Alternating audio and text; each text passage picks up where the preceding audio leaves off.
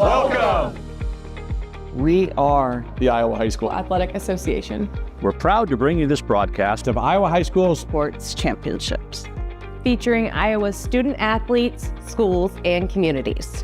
We support teamwork, sportsmanship, and education-based activities. Good luck, and thanks for watching.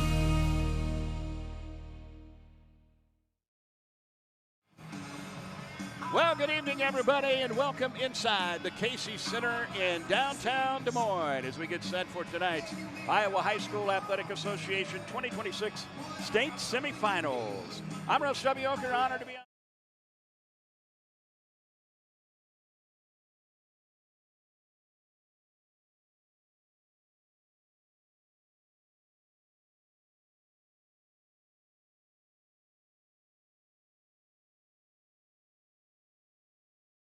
.97 pounds in 2015. We've got an exciting night of wrestling, guys. For the first time, 4 mats dedicated to the semifinals. All 3 classes will wrestle in this session tonight. This place is packed. It has a little bit of a feel of the finals night. Of course, there's nothing like Saturday night, but this should give these guys a little bit better idea what tomorrow night's going to feel like if they're lucky enough to get there. So I want to ask you guys to share your memories of your experience the first time that you wrestled in the semifinals. You know, the big thing for these wrestlers tonight is they've got to take this one match at a time, just like what they've done to get here to this point. It's important they don't think about tomorrow night. They're not worrying about tomorrow night. They've got to worry about what's in front of them, and that's their semifinals opponent. They really need to get out there, wrestle their best match, and I'm excited for a great night of wrestling. All right, Kyvan, I'm sure you've got some great memories. Yeah, my first memory as a sophomore, making the semifinals, I was super excited, encouraged to be in that moment, and really just wanted to focus on executing and being intelligent about the details. And I think I was able to do that, and I'm excited to see these young men go out there tonight and do those same things. Well, I know you guys are fired up. I'm fired up. We're just about ready for wrestling action. We have 2 guys that are trying to get their 4th state title here, and of course, it all starts tonight for them. They've got to get to tomorrow night first. When we come back, the wrestling action will be underway here on the Hy-Vee Championship Network. Hello, I'm Brent Johnson, a 5th-generation farmer from Calhoun County and president of the Iowa Farm Bureau. And I'm Tom Keating, Executive Director of the Iowa High School Athletic Association. We're excited to have you join us for our state wrestling championships. As title sponsor of the Iowa High School Athletic Association, we're proud to support this fantastic event. At the Iowa Farm Bureau, we believe that strong farms and strong schools fuel strong futures. Thanks to the Iowa Farm Bureau, we're able to honor students for their outstanding achievements. They are committed to your success, helping our organization provide awards, grants, and scholarships to honor excellence in athletics and academics. Whether you're a student competing today or a fan cheering from home, we all play a role in making our state shine. So, from the Iowa Farm Bureau and the Iowa High School Athletic Association, congratulations on a fantastic season and best of luck in the tournament. Something exciting is growing on Iowa farms these days. Innovation.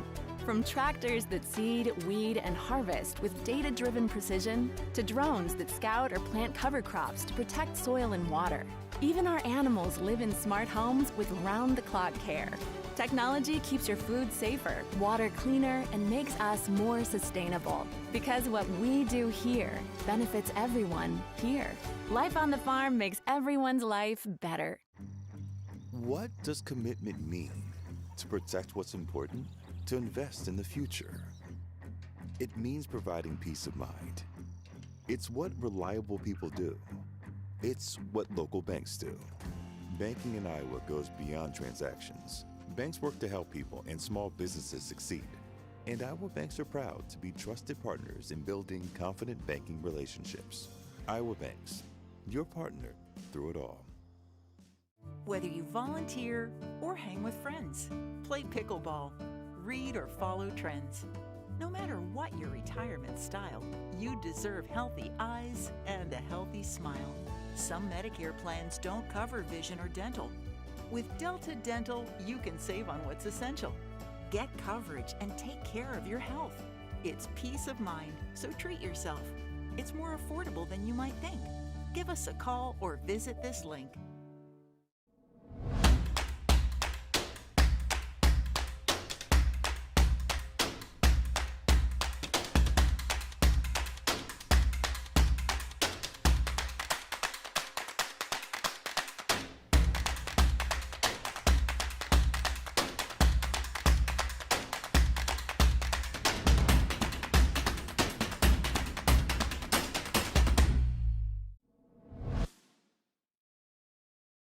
Hello, and thank you for watching Iowa High School Athletic Association Championships. I am Communications Director Chris Cuellar, joined again today by President and CEO of ISL Education Lending, Steve McCullough. Steve, welcome back.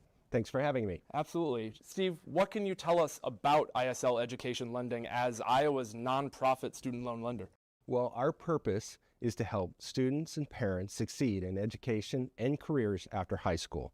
We offer low-cost private student loans under the name ISL Education Lending.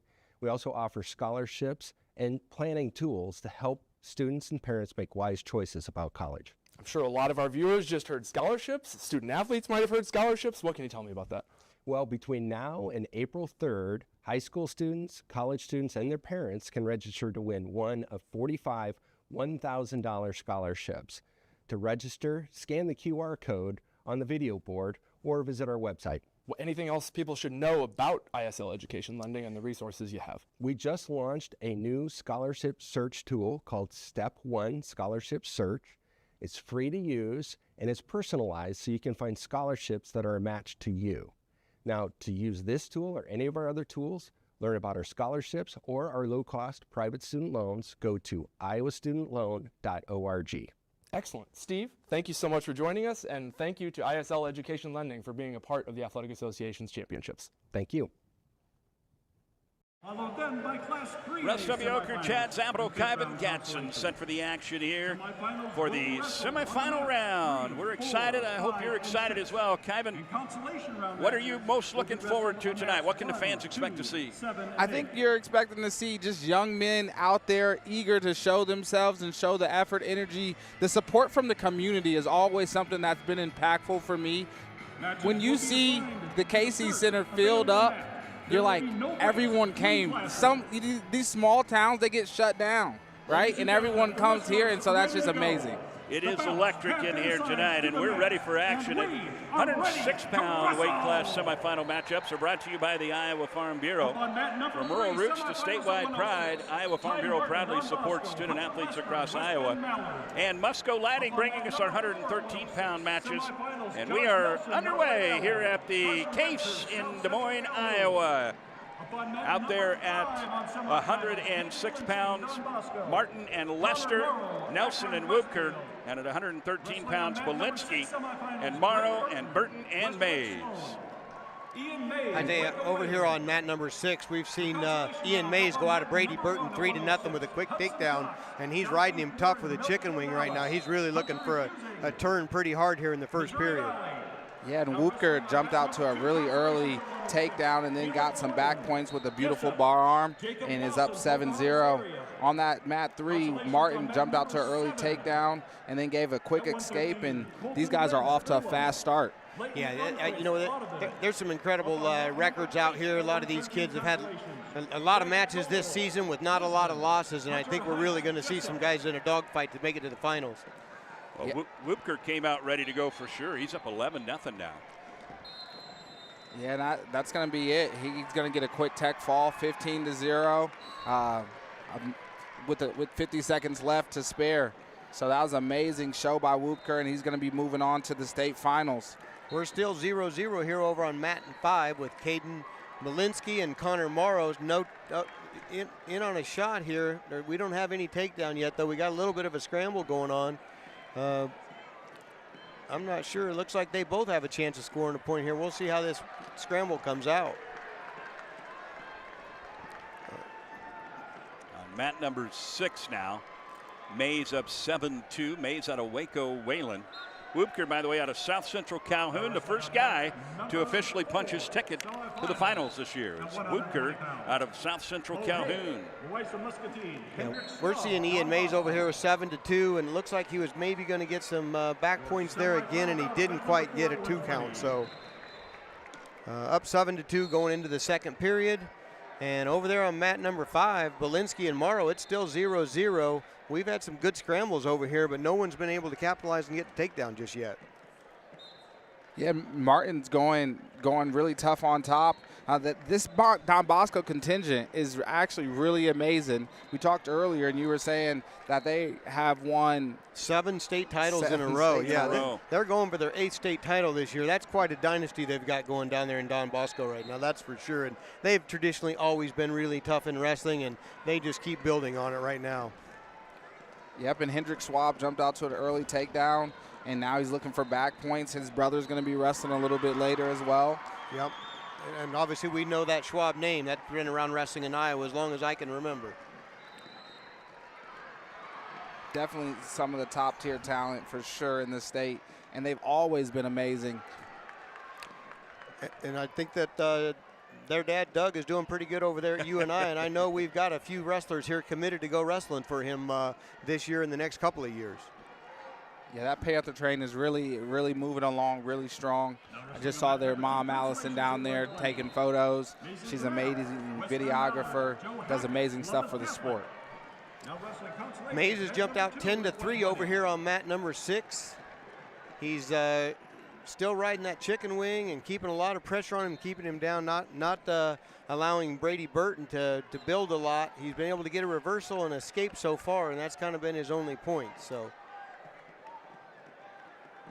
And on that mat 3, Martin jumped to another takedown, doing a really good job of getting that lateral motion going and being able to fire off those attacks to that low ankle. So Ian Mays ahead of Brady Burton on mat number 6, 10-3 right now. And Belinsky has jumped out to 6-0 lead over Connor Morrow on mat 5. And kind of getting a little offense going now. He's scored a couple of takedowns now, and he's doing a good job of keeping him down and riding him as well. Belinsky was a champ at 106 last year and actually beat Ian Mays in that championship match, both out there on the mat right now. And Hendrik Schwab was a state champ last year. He's out there at 120. And I believe they said Belinsky's going to be going to Wartburg next year as well. I think that was one of probably the coolest moments last year is when the brothers, Hendricks and Hayden went back to back, and they were able to celebrate together, like that's one of the cool things about this sport, but also can be that wedding funeral type vibe if one of them doesn't get it done. Yeah, that's for sure. It's and like I said, that Schwab family is no stranger to wrestling in the finals of this state tournament, that's for sure. Ty Martin doing a great job over on mat 3, up 12-4. We've got 3 Don Bosco wrestlers out there right now. They are well on their way to an 8th straight. We'll throw a little trivia out there early on for folks. They've won 7 in a row. Who was the last school other than Don Bosco to win it in the Class 1A? So the last school to beat them was Lisbon High School back when Brad Smith was the coach, one of the great coaches in the history of Iowa wrestling. And he's a well-known name. Had taken multiple teams to this state championship on numerous occasions. So he's a well-known figure in Iowa High School Athletic Association wrestling, that's for sure. Absolutely, Hall of Famer. Has everything under his belt. State team titles, traditional like we're watching right now, the duels, has the Hall of Fame, NCAA champion as well. Coach Smith has done it all. Looks like Don Bosco's got 3 guys out wrestling right now. All of them are leading right now as well. So they're focused on getting to the finals tonight. Well, Chad, you were on some of those teams where it's like each guy knows what we're here for, right? And you don't want to be the guy that doesn't perform. Can you talk a little bit about that? Well, I tell you, when I happened to wrestle at Iowa, we were national champs 3 years in a row, my sophomore, junior, and senior year. And well, you definitely hated to be the guy that didn't go out there and get a win, that's for sure. And it definitely puts a little pressure on you. I think these Don Bosco kids seem to not let that bother them. They seem to be out and wrestling like they should be. They're out there getting after it. They're being offensive, executing holds, and that's really important because you can't let that pressure get you so bound up that you don't go out and wrestle. Right now with Belinsky up 9-0 and Mays up 15-3, we are well on our way to a rematch of the 106 final last year at 113 this year. And Mays, you guys know if somebody gets the better of you, I'm sure Mays has been looking for an opportunity to get back out there on Saturday night and get another shot at Belinsky. I'm sure he's been training for that all year long, so that's for sure. And Mays is going to win that. It looks like the final is going to be 15-3. He is going to move on to the finals. He won his quarterfinal 16-1 earlier today, so he was not tested much today. And Belinsky, just 4 seconds left in this match. He's up 9-0. And it looks like there's the win of 9-0 for Belinsky over Connor Morrow of Akron Westfield. Belinsky, guys, was challenged by Gogol in the quarterfinal. He won that one 5-3, so he did get tested a little bit today. Martin's going to be able to win in advance. He wins by major decision 13-4. Just did a great job. And then on the mat right next to him, his teammate is handling business with about 1 minute and 4 seconds left in that third period. Our 120-pound matches tonight are brought to you by Fairway Meat and Grocery. And our 126-pound weight class semifinals are brought to you by Iowa Bankers Association. Iowa Banks, your partner through it all. Over here on mat number 5, we're getting ready to start the match here with Hayden Schwab and Jack Border. I'm sure he wants to get out there and get a big win for Don Bosco as well, especially with his brother just picking up a win. Hayden was the champ at 120 last year. He's committed to UNI. Wrestled for his dad. And he goes out and Hayden gets a quick takedown, trying for a tilt right now, and it looks like he's getting back points. So he got a 3-0 lead and getting back points right now. Looks like he got 4 back points to jump out to a 7-0 lead for Schwab. Hake looking for an opportunity to try to create something. He knows he's down, 15 seconds left, and just trying to figure something out. Schwab's been handling the pressure really well. And then we just started mat 3, Dyer versus Yoder. Dyer's ranked #1 in the state. Over here on mat 6, we have Max Millage just pulled ahead of Cade Happel, 3-0. Happel's another name that's synonymous with wrestling. They've had a number of guys go on in wrestling college as well, between brothers, dad. So that's another family that knows a lot of wrestling. Well, Millage in the quarterfinal today was up 4-3, and with 1 second on the clock, they called the locked hands and tied it at 4, sent it in overtime, but Millage got the takedown early in overtime to advance to this quarterfinal 7-4 in a win over Koopmans. Millage is out of Earlham. Millage had him on his back just for a second. I think he got a count there. It looks like he got back points, and he's got him wrapped up in a cradle now.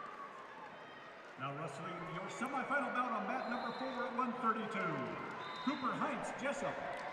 Millage has got some back points. West Lyon. I'm not sure how many they gave him. I couldn't see that call. Was 3. He got 4-point back points, so he's up 7-0 at the end of the first period. Yeah, Hayden Schwab's jumped out to 11-0 lead over there on mat number 5. He's really he's putting a lot of offense together over there for scoring points. Yeah, we got a Michigan commit on the mat, Cooper Hines, on mat 4. He's able to collect a takedown, 3 points now, folks. Got to remember that for sure. We saw Jessup. Chad and I were fortunate enough to call the team duels, the state tournament there, and Jessup gave Don Bosco all they wanted in that. It came down to the final match. Yes, they did some jockeying around with the weight classes, but they gave them all they wanted in that one. Yeah, they really they really did a great job. They stayed in there, and that was the one thing about the state duels. There was a lot of guys jumping around weights to try to see if they could come up with the best team, and it came close to working out for them there. 138 consolations. Trace Huseman. Dyer up 3-1 on Yoder on mat 3, and Schwab continuing to dominate down there. Hayden Schwab over Jack Border, 11-0. We've seen guys, score early in this. Is that what you would have expected to see? Sometimes you think guys are going to come out, maybe be a little bit conservative, but guys have come out aggressive tonight. I think most people's game plan is to get out there and try to score as quickly as they can. That sets the pace of the match, and you want to come out there and execute some holds, score some offense, get on the board quick, And that's obviously, that's most people's strategy. They want to get out there and get that done because it just helps mentally to give yourself a little boost to get ahead of your guy right off the beginning, right from the start of the match. Yeah, especially with all that snow that came down yesterday. You get that snowball rolling, you get some points on the board, and everything it starts feeling a little bit easier. You feel a little bit smoother, a little bit more relaxed. Some of these guys that are really kind of good at that, you notice they always try to get those points scored at the end of a period, at just whatever you can do to kind of get ahead a little bit, keep that momentum in your favor. Millage 14-0. Trying to complete the tech fall here and maybe try and go right to the pinning position. He may get the pin here on mat 6, Millage.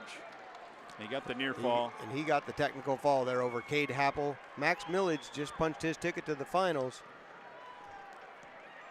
So Hayden Schwab also made it to the finals over there. So that's set at 1A 126. It'll be Hayden Schwab of Don Bosco against Millage of Earlham. Max Millage. Braden Sheffers jumps ahead of Regan over there on mat number 5. Got a takedown and a 2-point near fall to lead 5-0 right now. About a minute left in the first period at 1:38. Sheffers from Interstate 35. That's one of my favorite nicknames, the Road Runners.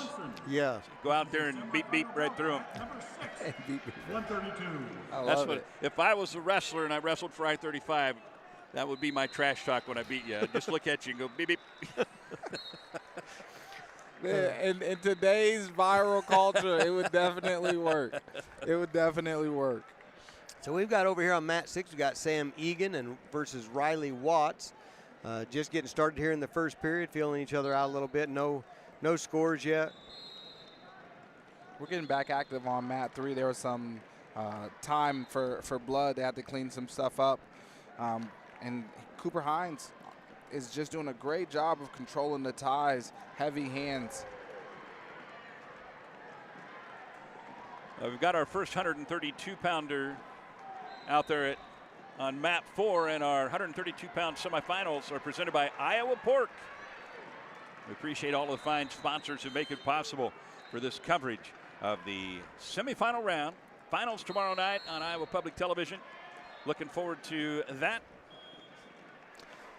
So over here at the end of the first period, Braden Sheffers, Interstate 35, up 5-0 over Hayden Riggin of Louisa Muscatine. And with a minute left in the first period, Riley Watts has got a takedown and is up 3-0 over Sam Egan. And it's riding him pretty tough right now. Got him broken down, not letting him do a lot from the bottom. I'd say they're going to probably make him definitely work on some turns here. Make sure each guy's got a little action going. And Hines has been doing a good job of keeping that pressure moving forward and not allowing Bonson to really define that ground, right? He's continuing to march and move forward and pushing him to the edge and using that boundary to then snap and do runarounds up on mat 4. And then on mat 3, it's been a tight one. Only that first period takedown, and Dyer looking for another score. Nothing yet.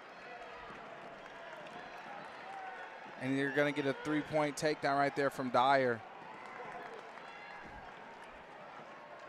It's been a close match over there on mat number 3 until this third period. He's kind of opened it up a little bit. But, with this 3-point takedown, it's kind of misleading sometimes. You see a 7-1 match and you think maybe it wasn't that close. But this has been a close match this whole match. Well, it shows how quickly things can turn too, because he just gave up that easier escape, and now if Yoder were able to come get a takedown, now it's a right takedown match, right? Yeah, absolutely, he's right back in the match. That 3-point takedown has definitely changed things in wrestling for sure. I've enjoyed watching the development, even at the kids level, just that 3-point takedown and how things can transpire really quickly. I think sometimes in the team race, those extra points make a big deal. And that 3-point takedown, you can definitely score some extra bonus points pretty quickly. And also, you're amazed at how quickly somebody can get back in the match if if they're behind with that three-point takedown. Oh yeah, especially I've seen cardio or fatigue. Like they say, fatigue makes cowards of us all, right? Yeah. I've seen some fatigue hit people, and those takedowns start coming in that third period. You're like 3, and then there's an escape 3 again, and you're like, oh my gosh, is this really about to happen? We've seen some incredible matches at the state dual championships where that happened, and it was back and forth, and we had saw some there was 40-some points scored in a couple of matches. And Dyer's able to get that win, and he will be advancing to the 120-pound state finals, winning 6-8, and he will have Hendrik Schwab. That is your 1 versus 2 at 120 pounds. Should be a great match tomorrow night. So we just had Hayden Riggin over there was losing the match and ended up getting a fall to punch his ticket to the finals. Hayden Riggin, Louisa Muscatine, was down 5-0, and he was able to end up getting a pin in that match. Well, it wasn't a takedown that got him back in the match, but it's like one of those things. Things happen really quickly at this state tournament. It's not over until it's over, and that's one thing that you definitely see. We've seen a few people come from behind in this tournament so far this year, and there's a couple of guys that made it to the semis here tonight that were losing matches and picked up a fall. So, well, wrestling, as much as any other sport, wrestling, boxing, anything where there's a pin or a knockout, it holds true more than any other sport. You can be down 14-0. Yeah. And it's not over. That's right. You still got a chance until that clock runs out. What did they say in Dumb and Dumber? So you're telling me there's a chance? Like that's all you need, right? That's all you need. Now we've got a fall on mat 3 over here. Anderson out of Riverside Oakdale pins Thomason of Starmount. We're getting ready to start over here on mat number 5. Dawson Youngblood is getting ready to wrestle Bryce Carroll from Cascade. Mat number 5. It's just getting going here in the first period. Well, guys, our 138-pound semifinal matches are presented by Delta Dental of Iowa. Choose Delta, coverage from people who know what matters to Iowans. Delta Dental of Iowa. Over here on mat 6, Riley Watts has jumped out to a 7-1 lead in the third period now over Sam Egan from Sumner Frederickson. Almost got a takedown there, but they were out of bounds. Youngblood jumps out to a 3-0 lead over here on mat number 5, and that's a kid who's had a great career. He's a 2-time state champion, going for his 3rd. He's obviously wanting to make sure he makes this, gets his ticket punch for the finals for tomorrow night. Committed to Iowa so at this point, and he seems like he's been a pretty focused wrestler from what we've seen of him this year. Well, we're going to go back to 126 pounds. He was on and off the mat really before we got a great chance to talk about him. But Hayden Schwab is our Class 1A Musco Spotlight Wrestler. Musco Lighting is the official exclusive sports lighting provider of the Iowa High School Athletic Association. And you talked a little bit about him, but what an impressive young man, Hayden Schwab.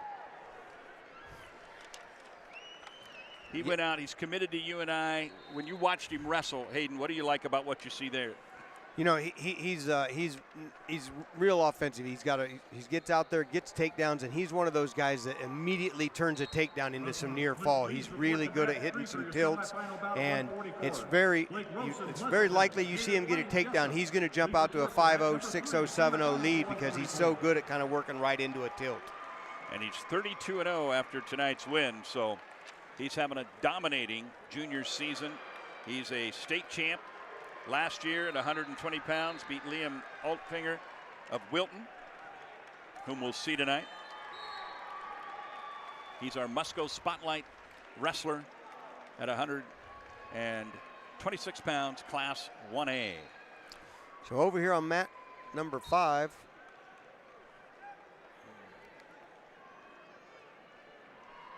Now up on mat number 1, consolations at 144. I think they're holding off on that. We're going to be taking a break after the 144 break. Yeah, we'll take our break after so 144, so they're not going to start anybody there. Yeah, that's why we didn't get started on that. So Riley Watts up 10-2 over Sam Egan right now on mat number 6. And that just finished up. So 10-2 win for Riley Watts. And our 144-pound weight class matches are presented by Iowa Farm Bureau. Still got one match out here with Blake Rose and Caden Lang, 0-0 over here on mat number 3. This will be the final match here before we take a little break.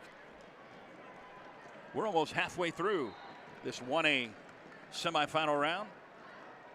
These matches, I love this setup. Like it gets you going, and it's like boom, boom, boom. It's just the action is nonstop. It's amazing. There's so much action, it's really hard to keep up with it with all these mats going. I mean, we've got 4 mats of semifinal matches. Obviously, on the outside of that, we've got consolations going on as well. So there's just a lot of great wrestling going on. Well, a little bit earlier, we saw the team scores come across, right? You got Don Bosco in first with 151.5 and Jessup in second. And they're almost double the score of Jessup, but they're only 15 to 20 miles apart. Jessup and wow, it's just amazing how much collective community great wrestling is in that Northeast Iowa area. Well, there must be something in the water up there because they're right down the road from each other. And can you imagine if that was together as one team? Oh, man. Well, Don Bosco beat Dowling this year in a duel. Does it Wow. tell you anything about Don Bosco? Class 1A. Yeah, at Dowling. Yeah, they did that at Dowling. We got a great one here to finish the first half of our 1A as Rolson and Lang, no score with 16 seconds to go in the opening period.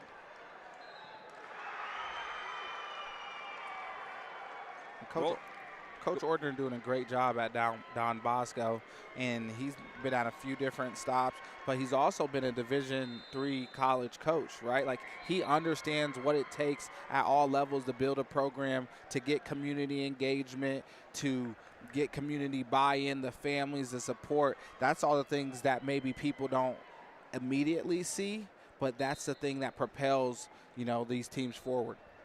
Well, I was interested. You guys were talking earlier today before we went on the air about your college experience and how that freshman year you get humbled pretty quick when you hit the wrestling room. Nowadays we see some of these kids coming in out of high school into college, and they're starting off with some pretty incredible careers. I think they have so much exposure these days. They're getting so many matches. I was telling these guys earlier that we probably didn't get quite as much exposure. I remember I thought it was pretty neat to go to a neighboring state at that point in my career, and you went into the college wrestling room, and it was pretty unusual for somebody to kind of step right out on the mat and do well. And when I happened to come into Iowa, we had a lot of guys that were training for the Olympics and had been Olympians, and it was a pretty humbling experience after you hadn't lost a match for a couple of years. Yeah, it's those RTCs, regional training centers, the Hawkeye Wrestling Club, Cyclone Regional Training Center, also the UNI Panther Wrestling Club. Those opportunities give these high school age, middle school age student athletes an opportunity to get into the room at 13, 14 years old. And that's kind of what they've been doing overseas for a long time. Everyone trains together. And so when you're 13, you're training with a 20-year-old Olympian, and you don't have any choice but to get better, right? Or quit. And it's been great for our international competition in this country for sure. You're definitely seeing some incredible wrestling on that level from our U.S. athletes. We're in on a shot here now over here, and it's not only 17 seconds left in the match. In the second period. In the second period, yes. This is a 6-7 seed matchup as well. So just looking at the seeding, bit of an upset for both of these guys. But that's the one thing you look at some of these brackets, and it's some of these kids got a few losses, but they're out there just wrestling some of the toughest kids in the state all year long, and they've seen a lot of good competition. They're not afraid to get out there and wrestle, and that's what makes great matches. All right, so Rolson up 1-0 going into the third period. And Caden Lang of Jessup will have the down position here and try to get the escape and get this thing tied up. This might be, so far, maybe our most contested match. Yeah, it's definitely a close match, and they've been close to getting some scoring opportunities in this, but nobody's been able to capitalize on a takedown just yet. And it flows back to what we were talking about a little bit earlier. Just like Caden doesn't want to be the guy that like he has his teammates that have been making the run. Just had another teammate make the finals. He's like, I want to be there with you. You know, like that healthy, competitive, caring nature. Like those things are super positive. Just the environment. We've got 1:20 to go, and an escape for each wrestler is where we stand right now. Lang's working that 2-on-1 tie, and he's kind of been close to getting in on the legs a couple of times, but Rosen's just been doing a great job of countering. Chad, when you're in this situation, like a minute left, right, what are you thinking in your head?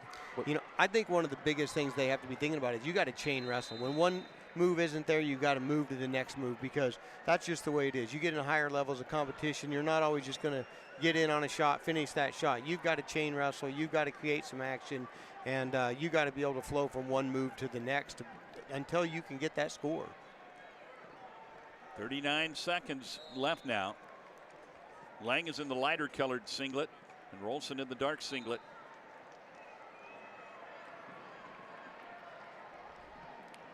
I think everything stems from the hand fight, right?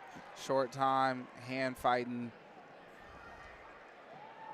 They're working for that inside tie. Doesn't look like anything's there, but maybe something in. Oh, my goodness. He got a little bit out of position there. Yeah, he did, and you know they've been doing a great job of hand fighting. They definitely, I mean, we've seen a lot of trying to execute holds, but they just have not been able to get anything finished yet, and they're going to have to when it gets into. They're going into overtime here, and somebody's going to have to commit to some shots a little bit more, and you hate to let things come down to a tiebreaker situation. See a good scramble there on the Hy-Vee replay, and we are going to overtime. Our first overtime of the semifinals. Yeah, Class 1A will be followed up by 2A, and in 3A we've got tons more wrestling coming your way tonight. Russ W. Oker, Chad Zappel, Kyban Gadsden on the call tonight from the Casey Center here in downtown Des Moines. In on a double, switches to a single, head inside. It's got to hit the corner right here. He's been in on this same shot a couple times tonight. He hasn't been able to finish it yet, but he's getting close here. He's getting around behind him. He's got that ankle. Nothing yet. They're saying no score yet. Boy, he was really close. He was really close on that score and couldn't quite do it. He was trying to fight that out of bounds line. And now Rolson. He got to be aware right here. Yep, he's got to. I tell you, this is a tough thing here. He's right on the edge of the mat, and these guys are trying to fight to not only fight this position, but fight that mat as well. 2 seconds. And there is no takedown there, no takedown. I tell you what, they both were so close to scoring a takedown there and trying to fight that out of bounds line at the same time. You know, that would be one, I don't know if you remember because obviously you were focused on wrestling, but I had the pleasure of watching a good portion of your college matches at Carver Hawkeye, and the PA guy, when you'd have something like that so close and then nothing would happen, he'd go, no points, with that booming voice. I always loved that. I just love the scrap that's happening. Like, this is what the Iowa High School Athletic Association semifinals is about. This is what this tournament is about, kids trying to find themselves. There's a 2-point reversal right there. So that's going to put him up by 3-1. 10 seconds left in the second overtime period. That's going to be big. That means that we go into that third period. Yeah. Lang's going to have to get in there and get some points scored. Yeah, he's either got to get a reversal or he's got to get out in a hurry and get the takedown now. I'm saying go neutral. Does he have a choice? Yeah, he's going neutral. Yeah. He's going neutral. That's good. That's good awareness. Some kids don't. And you know what? He's really been close to scoring on some takedowns. But if he's going to win this, he's going to have to capitalize on that shot he's been using. Yep, that chain wrestling. And I would maybe even suggest going one way because you've been peppering at that and then come back the other way. But he's going to have to go right now. Yeah, can't wait. He doesn't have much time. He's got 19 seconds left in this match. I haven't seen any stall warnings. No, I haven't seen any skull warnings either. Looks for a throw by. Oh, my goodness. He's on the leg again. He's got 4 seconds. He keeps getting to that position. I got to give it to Rosen. He has really been tough with that wizard today. Man. What a match. That was a great match. Rosen pulls the win 3-1. to punch his ticket to the finals tomorrow night. Where he will see Youngblood in the finals tomorrow night. Well, we're going to take a break. We've got lots more action coming your way here on the Hy-Vee Championship Network.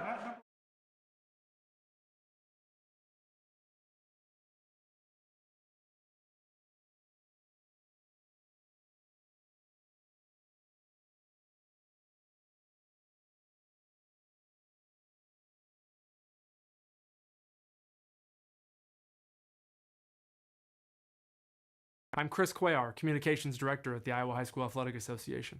We hope you're enjoying the competition our member schools are putting on today. At the Iowa High School Athletic Association, we're deeply grateful for the incredible support that makes this event possible, and no partner plays a more pivotal role than our title sponsor, the Iowa Farm Bureau. With me here today is Brent Johnson, President of the Iowa Farm Bureau. Good to be with you, Chris. First off, I'd like to thank the Iowa Farm Bureau for being our sole title sponsor and a longtime supporter of the Iowa High School Athletic Association. With these games being a high point of the high school experience for so many student athletes, can you describe how Iowa Farm Bureau makes sure its sponsorship goes beyond the event itself? The championships are an important moment, but we want our impact to last much longer. That's why we're proud to support them throughout the year through our work with the Iowa High School Athletic Association and the Girls Union to sponsor concussion insurance at no cost for all boys and girls participating in the practice and play of all sports sanctioned by the organizations. It's an extremely important program and just one way that we feel we can help look out for the long-term well-being of student athletes.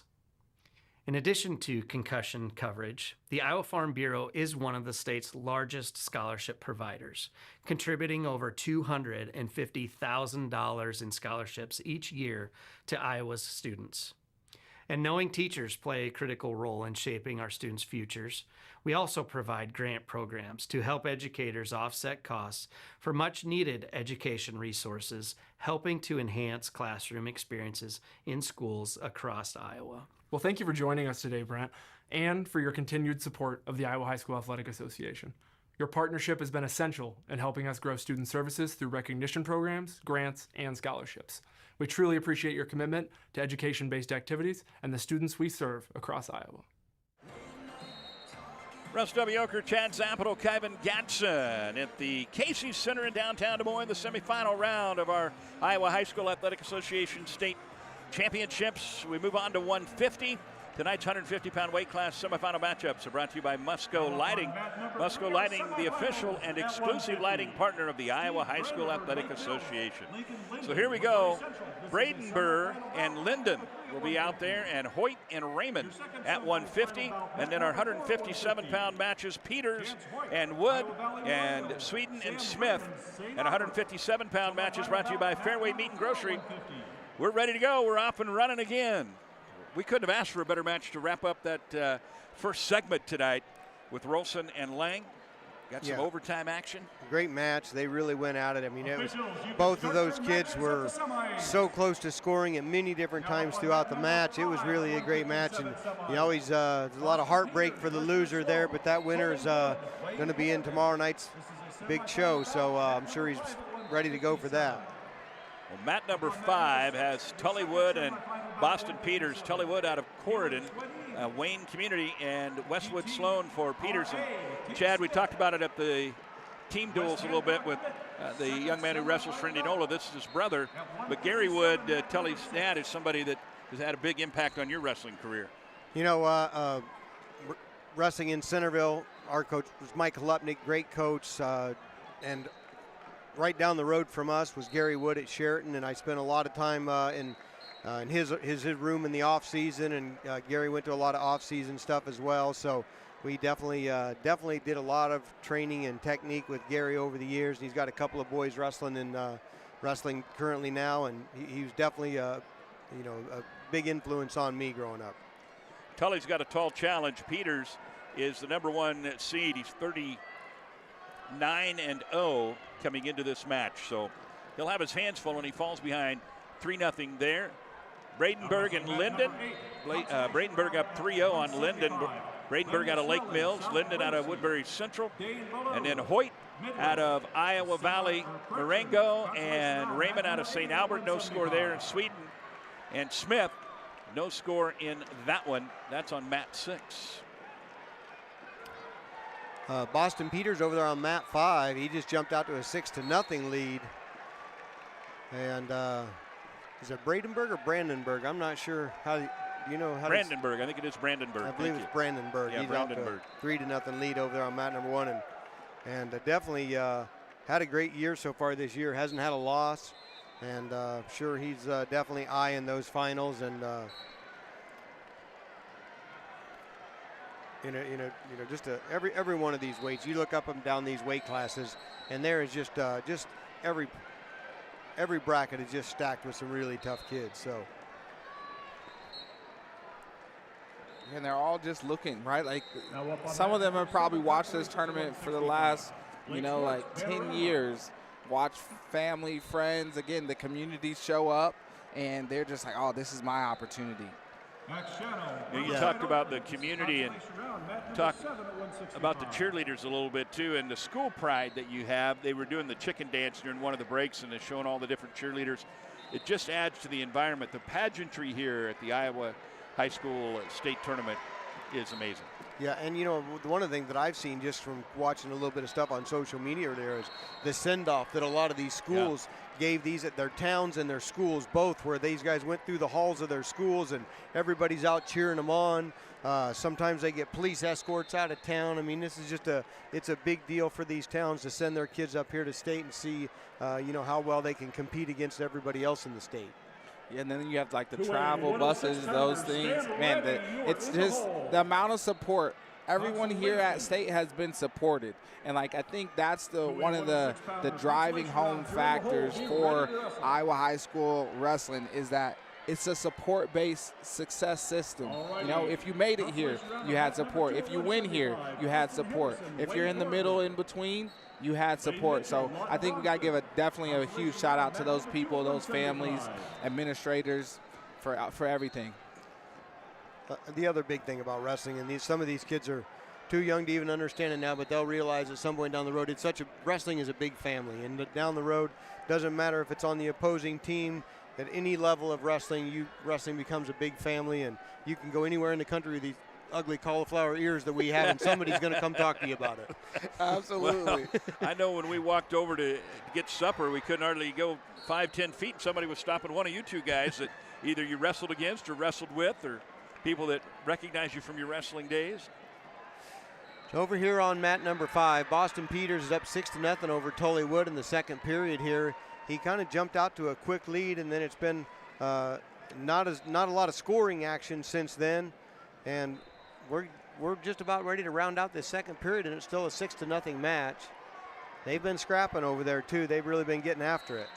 We got a real good one going on mat 6. Caleb Sweden of GTRA and Teague Smith of West Hancock Brett tied at 4 now in the second period with 52 seconds to go. And Hoyt down on mat 4 is winning 3-0 against Raymond. And Raymond, the 18 seed, he beat this number 2 and 7. Hoyt just with a reversal right there, but he was doing really well, and Hoyt seems to maybe have the fire extinguisher out and calming that fire. But also on mat 3, Brandenburg still keeping that 4-0 lead intact. Yeah, that's what's great about this tournament is people come in here. It doesn't matter what seed they are. It doesn't matter if they're willing to get out there and wrestle. You just see some incredible stories of, so maybe somebody roped somebody off and they come in here and just have a great 3 days, and you never know who's going to come out on top.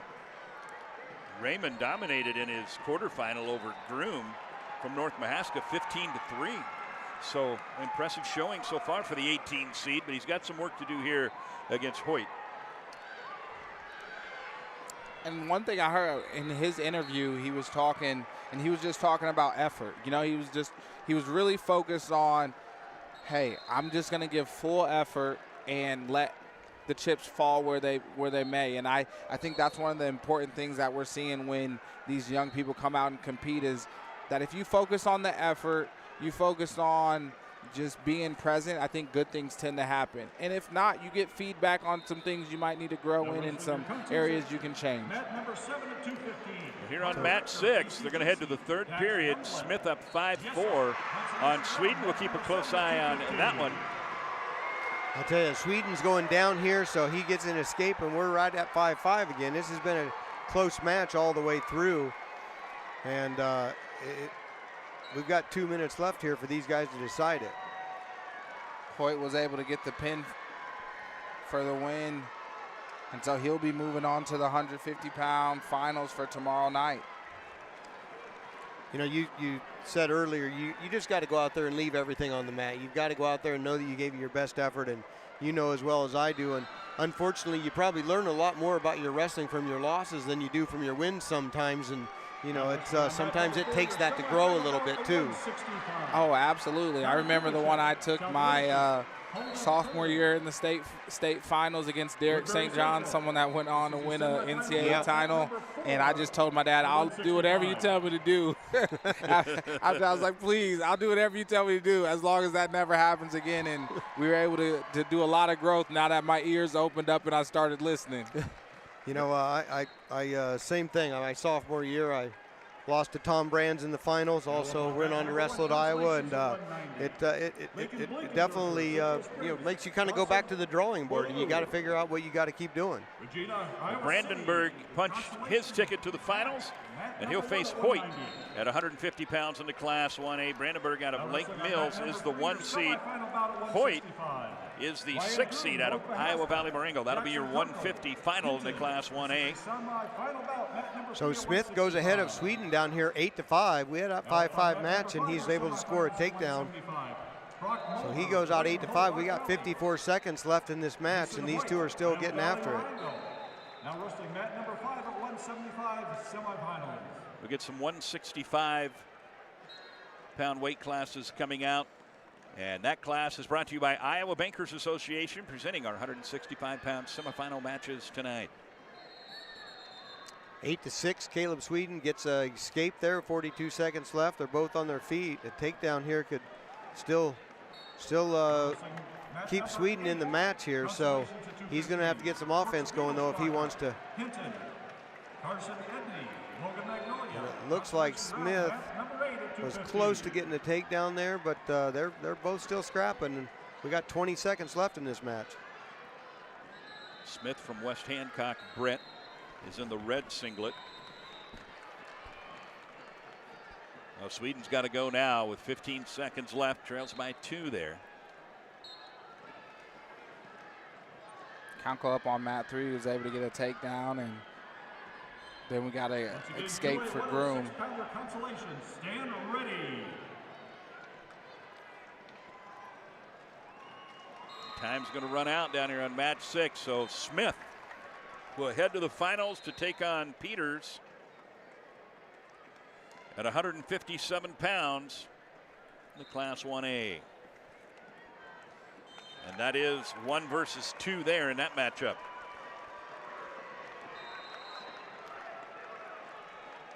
Kubashek with a nice takedown right there, and they're in a scramble. Oh my goodness, these guys are wrestling. Escape from Cole. So over here on mat 5, we've got Mulder in a tie with Mason Holt from Iowa Valley Marengo, 0-0. 43 seconds left in this first period.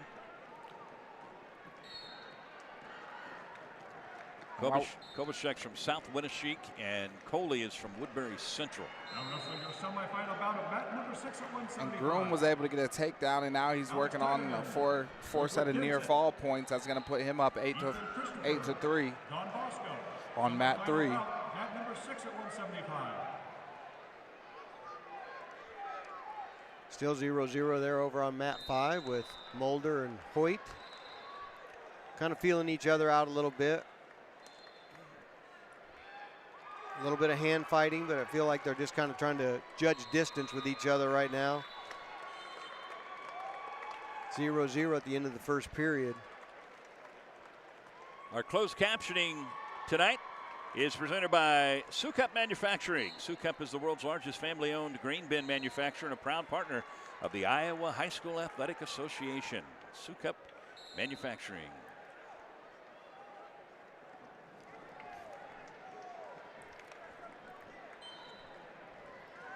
Now wrestling on mat number 2, consolations at No score on mat 6. Tiedemann and Christopher just getting underway there. And no score on mat 5, Mulder and Holt. Groom up 8-3 over Kunkel on mat number 3, and Kubashek 3-2 on Coley. They got some good matches going on right now. Groom with a bit of a lead on Kunkel, but there's Christopher getting a 3-0 lead with a takedown from Don Bosco. Another Don Bosco out there getting the first takedown. Lets him escape for a 3-1. Groom able to find his way to his feet and get away. Kubashek looking for a takedown down on mat 4.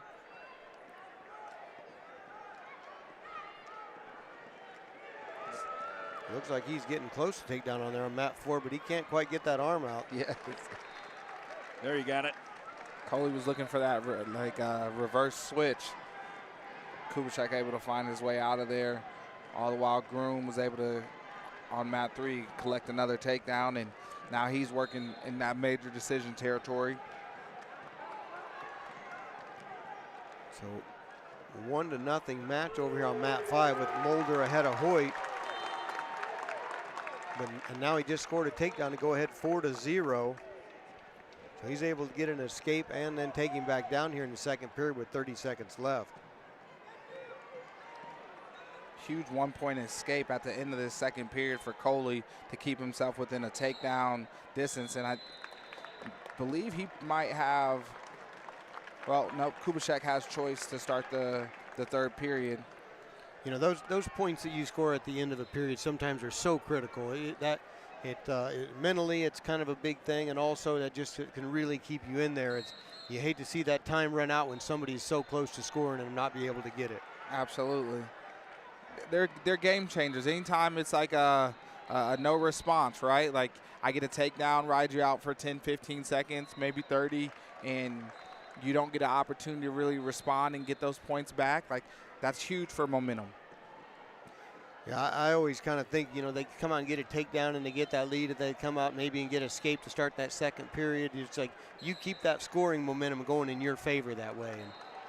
And it's a big thing for, you know, just strategy and for mentally breaking your opponent.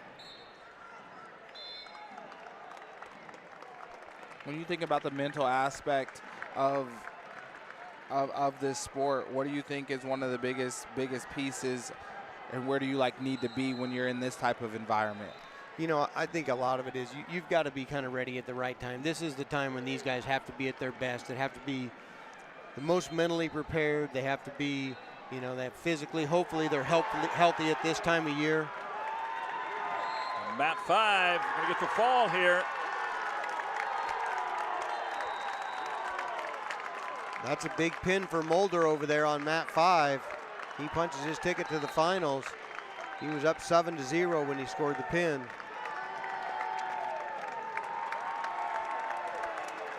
He's the number 1 seed, has not lost this year. He's a senior.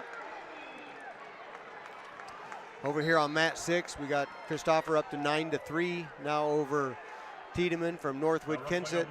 That's a 6-point lead for the Don Bosco wrestler. They really came out and been ready for these semifinals tonight. They're going to look like they're going to have a pretty good team at the finals tomorrow night. So far, it's looking like. Groom's going to get a tech fall on mat 3, and then we're coming down to it. 15 seconds left on mat 4. Is Coley going to be able to score? He just got a takedown, let Kubashek go. Now he's looking for an attack shot. Oh, he looks to step around it. Oh my God, that was close. That was close. Kubashek is going to advance to the finals. That was a great flurry to finish. Yes, it was.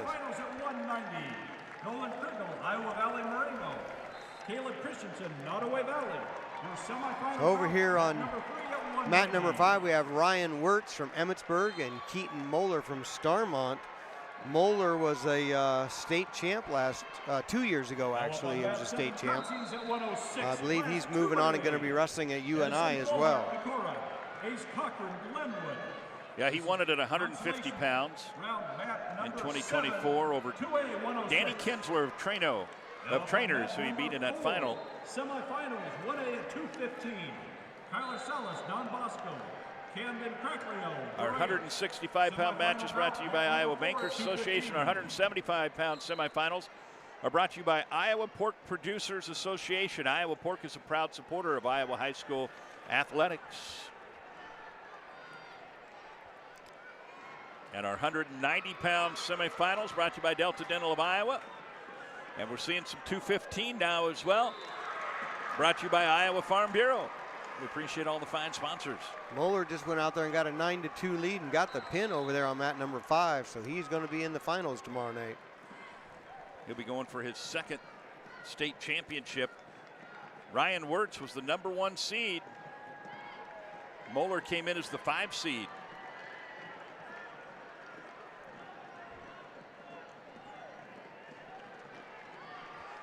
So Christopher up 15-3 over here on mat number 6. Third period, we got a minute and a half left in this match. Got a 12, now an 11, got a left escape, so 11-point lead, and I think he's definitely working pretty hard to try to get a technical fall over here. He's definitely being offensive, just one shot after another. He's going to get a takedown, 18-4, and he's putting him on his back for some back points. That's going to be it. Christopher got the 2 near fall and picks up the technical fall at 175.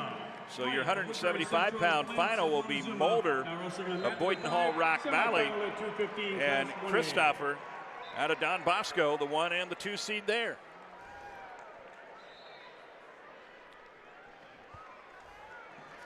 Mat 4, we got Kyler Salas versus Camden Cracklio from Durant on mat 4, and mat 3, Nolan Kreibel versus Caleb Christensen. Both of those matches at the beginning, first period.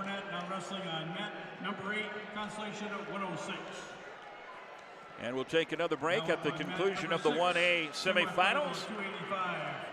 Let's see if we get another great match to wrap up this 1A segment of tonight's broadcast. The 2A are standing by. They're ready to go. We'll take that break and then we'll roll into the 2A semifinals. All presented by Iowa Farm Bureau. Here on the Hy-Vee Championship Network, Russ W. Oker, Chad Sapple, Kyvan Gatson on the call tonight. Mat number 5, Carter Wright, got a takedown. Was real close, it looked like, to maybe getting some back points. Ended up not getting them, but he jumps out to a 3-0 lead. A minute left in the first period over there for the 1A 215-pound semifinal match. He's working that arm bar really tough. He's really looking for some back points. Calling potentially dangerous. Kyler Salas with a major throw right there to lat drop off a shot from Camden, and he's looking for the fall over there on the edge. It's got to be close. The official right down there looking for daylight. We're getting going down here on mat number 6. Ashton Honnold from Nottoway Valley and Logan Lashbrook from Janesville. Honnold looking for his 3rd title this year. He's a 2-time state champ. He's also going to be heading to the University of Northern Iowa. And he's an undefeated wrestler this year. Well, Cracklio is going to make it to the second period. Kyvan, I didn't think he had a chance of staving off that fall. Well, I would have been a very proud babysitter if Kyler would have got it done, but, you know, life happens. So congratulations to Cracklio fighting off his back. That takes a ton of emotional maturity in that situation to compose yourself, regulate, and continue to fight off your back in that situation and survive and give yourself an opportunity to wrestle these next 2 or 3 periods. And you know, not only that, but to come back from that and get back in there, it's you really got to compose yourself. You got to breathe, kind of get your head back in the game and refocus.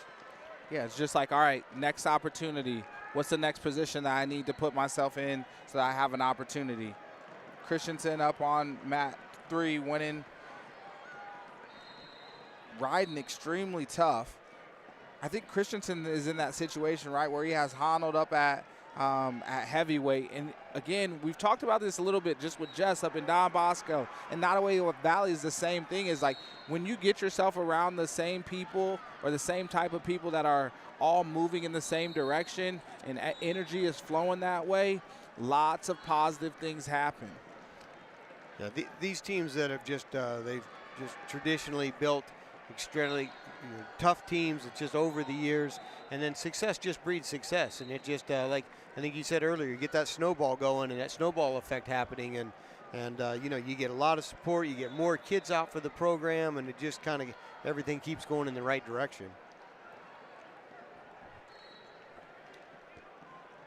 Well, we've got our 285-pounders out there as we near the end of the 1A portion of our semifinals tonight. Honnold down here versus Lashbrook. He's out 6-1 now. We're coming down to the close of the first period. Just a few seconds left, and he's going to take a 5-point lead going into the second period. Well, you look at that Salas-Cracklio match now, 7-3. Cracklio got the takedown, battled back, staved off the pin in that first period, and he finds himself now back in the match. Yeah, did a really good job right there just creating that scramble. He attacked, Salas with a re-attack, then he came back and turned the corner. Salas had his leg momentarily, and he showed really good mat awareness right there. A stall warning there on Salas. Carter Wright, 7-0 lead. We got 20 seconds left in the second period over here on mat number 5. Right from Woodbury Central, ahead of Braxton Plants of Montezuma. He's kind of controlled a lot of the offense. He's been able to kind of effectively ride him and keep him down when he needed to. And that's going to give him a 7-0 lead going into the third period. So for these guys that win tonight, what is the next 24 hours like, especially for the guys that have never been to a finals? I can only imagine how difficult that must be to sit around and wait for your finals match. Well, you're mentally getting ready. You want to, everybody kind of does things a little bit differently. A lot of times you might want to know a little bit about your opponent, what he does. I think a lot of times you don't want to get too caught up in what your opponent does, but you also, you might want to know this guy's got an incredible headlock. You don't want to go out there and get caught in something. So, they're going to kind of make sure they're going to figure out who they're going against, and it's just going to start getting ready to go. And it's just going to be one more match, and you got to be able to get out there and go good after it for that one last match. That's your last match of this season. So, they want to be ready for it. Yeah, it's really just about being calm, using your energy intelligently. Like, all right, do you go to the hot tub tonight? Probably not. You just go back to the hotel. You don't go swimming. Yeah. You just go relax. If you have the Normatec boots, you go put those on, use the massage gun, and just try to relax, get some food in you, especially if you're not having to cut a ton of weight, and just be at peace. Congratulations to Caleb Christensen getting a 7-0 win up on mat 3, and he will advance to the state finals. Carter Wright's jumped out to a 10-0 lead over here on mat number 5. 39 seconds left in the match. He's just continually been kind of working that arm bar and running a half. He's just been doing a good job of keeping him broke down and just really kind of putting a lot of pressure on him so he can't build a base and can't do a lot from the bottom. So your 190-pound final will be Christensen of Nottoway Valley and Moeller of Starmount. That'll be your 190-pound final. Moeller was a champion in 2024 at 150 pounds, and he'll try to get his second title here in 2026. Cracklio with the takedown down on mat 4. Now it's going to be 10-7. Another shot right there. 10-7, 14 seconds left. Oh, he hit him with a stall call. This is huge. 13 seconds left. This is tight. He's going to have to hold position. If he gets hit with a stall call, he has to control a wrist. Cracklio's going to be moving. Oh, my goodness. Goes for the wizard right there. Flips him through. Nothing yet.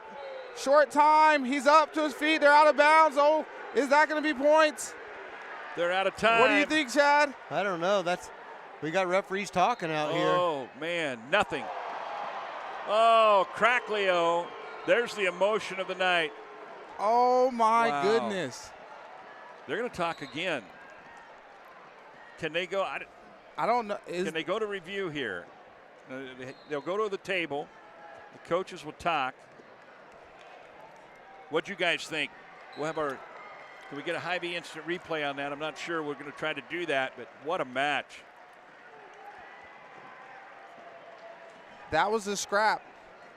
That was a scrap. Well, it seems like forever ago, doesn't it? That Cracklio fought off that pin at the end of the first period. And then it came down to the final seconds. But Salas will go to the finals. Now I get to be a happy babysitter. Former babysitter. We've got Ashton Honnold over here in Nottoway Valley. He's up 13-3 to end the second period. He's up by 10 points. Got 1 period remaining. A reminder that we'll take a 2-minute break at the conclusion of the 285 semifinals in Class 1A. We're nearing the end of the Class 1A semifinals. We'll have a break in the action, and then we'll come back with the 2A semifinals. And we're just getting started here at the Casey Center in Des Moines.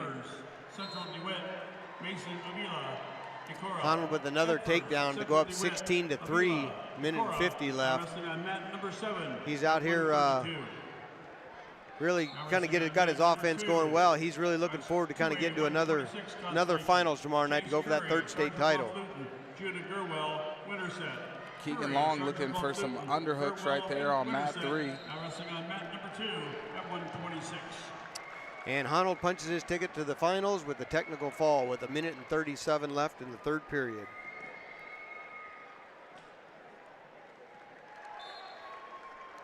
Long and Saxton will try to join him. No score in that one yet. Honnold, a 2-time state champion, will go for his third. Salas will face Wright in the final. We'll bring you in right after the 2As. We'll keep the consolation matches going. That's Wright got the 10-0 win in that other 215-pound semifinal. So match of the night so far, you got the Roland Lang match, or you got that Salas Cracklio match. That's my 2 contenders so far. I like the Salas Cracklio match just for the fact that Cracklio had to battle back.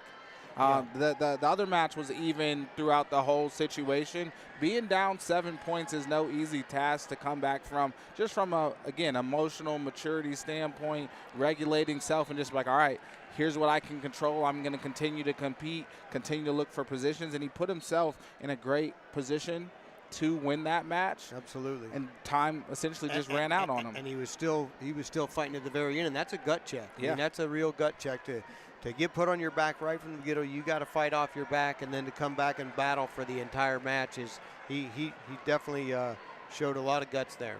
Yeah, and that's the type of young man that you want to see go on to college and get developed, because you know he's going to compete, right? It's not a matter of like talent, but it's like, all right, if you put this person in the right environment, has the right teammates, people around him, he's going to get better in the room that he goes to, right?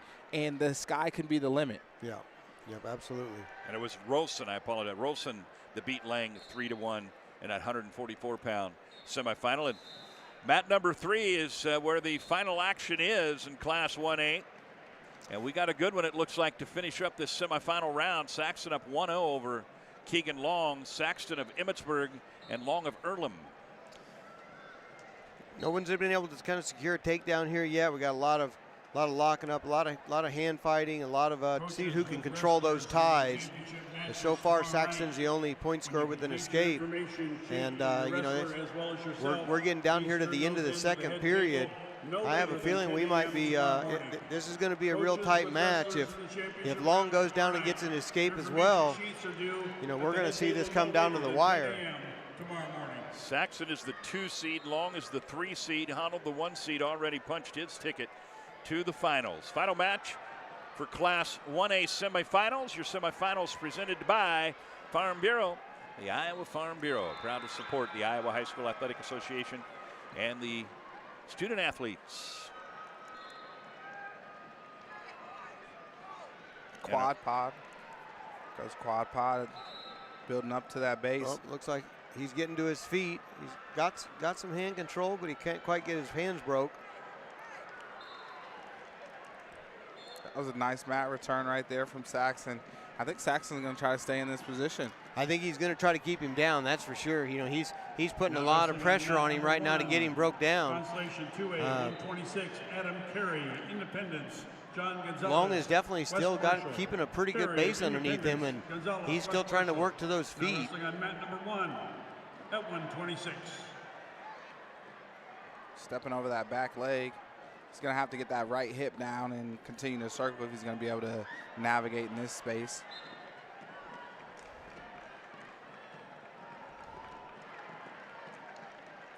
I always like listening to the crowd when the guy on the bottom, you got to get up, you got to get up, and I always think, I'm pretty sure he's trying, right? Pretty sure he's well aware of that. He's well aware of that. Chad, I doubt you were one of those people that got rode very often. You know, I tell you what, when I was mostly like to wrestle on my feet, and when I went to Iowa, I definitely had to kind of totally learn a lot from that bottom position. And I remember a number of days staying after practice and having Coach Gable get on top of me, and and that was that was not a good feeling. That was not a good feeling. Yo, I gotta give you a hug, brother, because I know that wasn't pleasant. I've told a few people I think he could still be riding me today if he really wanted to be. We're tied at 1 with 19 seconds to go. He's in on the leg, looking to drive through. Oh, great awareness by Saxton, able to get his hips back. Long in the red singlet, Saxton in the We're coming black down singlet. to the end of the period here. Is he going to get it? Is he going to get the takedown? It's going to be close. We got 2 seconds. Nothing. No points. Nothing. There was no points, and that was so close. That was very close. What are the odds? Our final match of each segment so far is on mat 3 and going to overtime. Yep. You still feel good. You got to the leg twice in the last 15 seconds. Yep. He's definitely got, he's stepped up his offense a little bit. He's kind of changing elevations, getting in on that shot. I think he goes snap, post, double. Oh!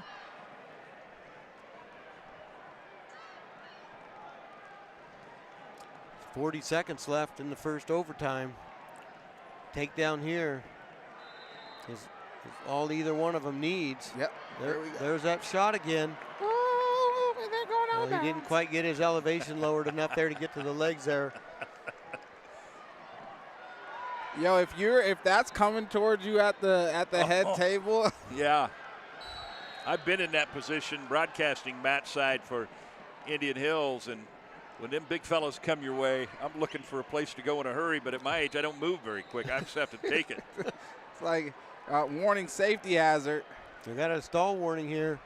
That one against Saxton. Against Saxton, yep. 8 seconds. Long has definitely kind of been the aggressor for the offense in this overtime. I think he knew he needed to go just the way Saxton put that effort into riding. We go to those 30-second ride outs. Yep. Oh boy, I didn't know if he would take that or not. He had a hard time. He rode him a little bit in the regulation, so, and he was really kind of looking pretty solid on his feet, but you know, he must have confidence that he can get out of here. Nice. Quad pod again. Obviously at this point your conditioning becomes a factor as well. Oh, he's on the leg. He's trying to sprawl. Saxton, that's a lot of weight to be on those shoulders. He's gonna have to lift that elbow. That grip is tight. Oh, is he gonna be able to get that leg back? I don't think so. 8 seconds left. He just can't get that grip broke. He got a hook. He has to hook that leg though. Oh my goodness. He's not gonna get out of there. So now, Long's the 3 seed, came in with a record coming into the state tournament of 44-10. He makes the finals. And that is going to do it for the Class 1A semifinal round, but we've got a lot more wrestling still to come here at the Casey Center in downtown Des Moines, all presented by the Iowa Farm Bureau. We'll get back to the action right after this on the Hy-Vee Championship Network. Something exciting is growing on Iowa farms these days. Innovation. From tractors that seed, weed, and harvest with data-driven precision, to drones that scout or plant cover crops to protect soil and water. Even our animals live in smart homes with round-the-clock care. Technology keeps your food safer, water cleaner, and makes us more sustainable. Because what we do here benefits everyone here. Life on the farm makes everyone's life better. Why am I seeing yield differences in only 2 of my fields? Great question, Evan.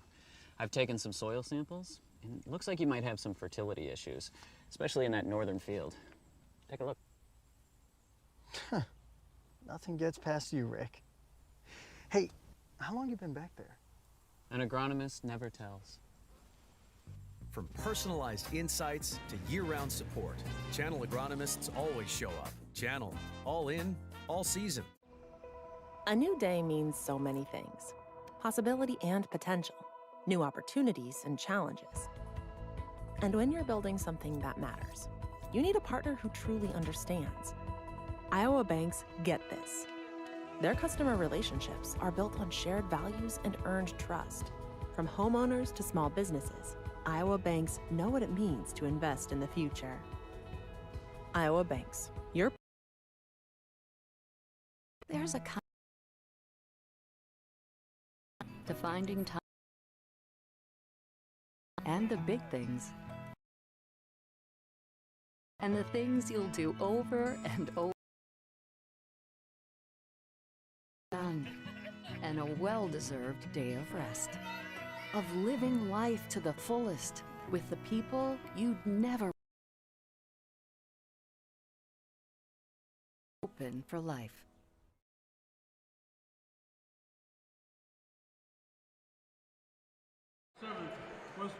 Russ W. Oker, Chad Zapital, and Kyman Gatson calling the action here in the Iowa High School Athletic Association's semifinal round of the state tournament for 2026, presented by your Iowa Farm Bureau. And we get set to head into 2A action.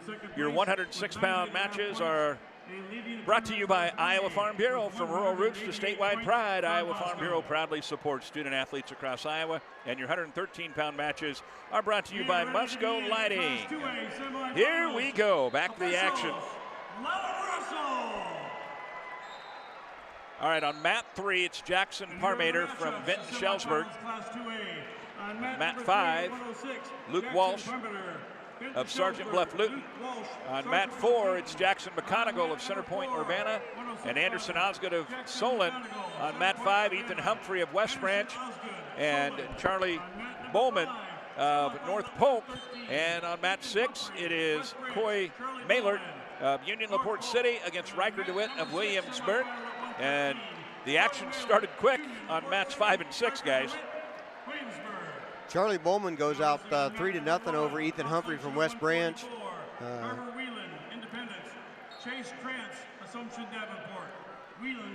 And over here on mat 6, Mailer goes ahead of Riker DeWitt, first takedown, and then he gets an escape. So it's 3-1, Maylard over DeWitt.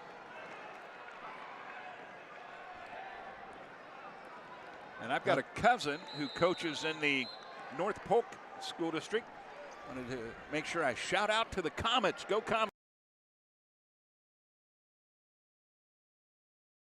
On Bowman.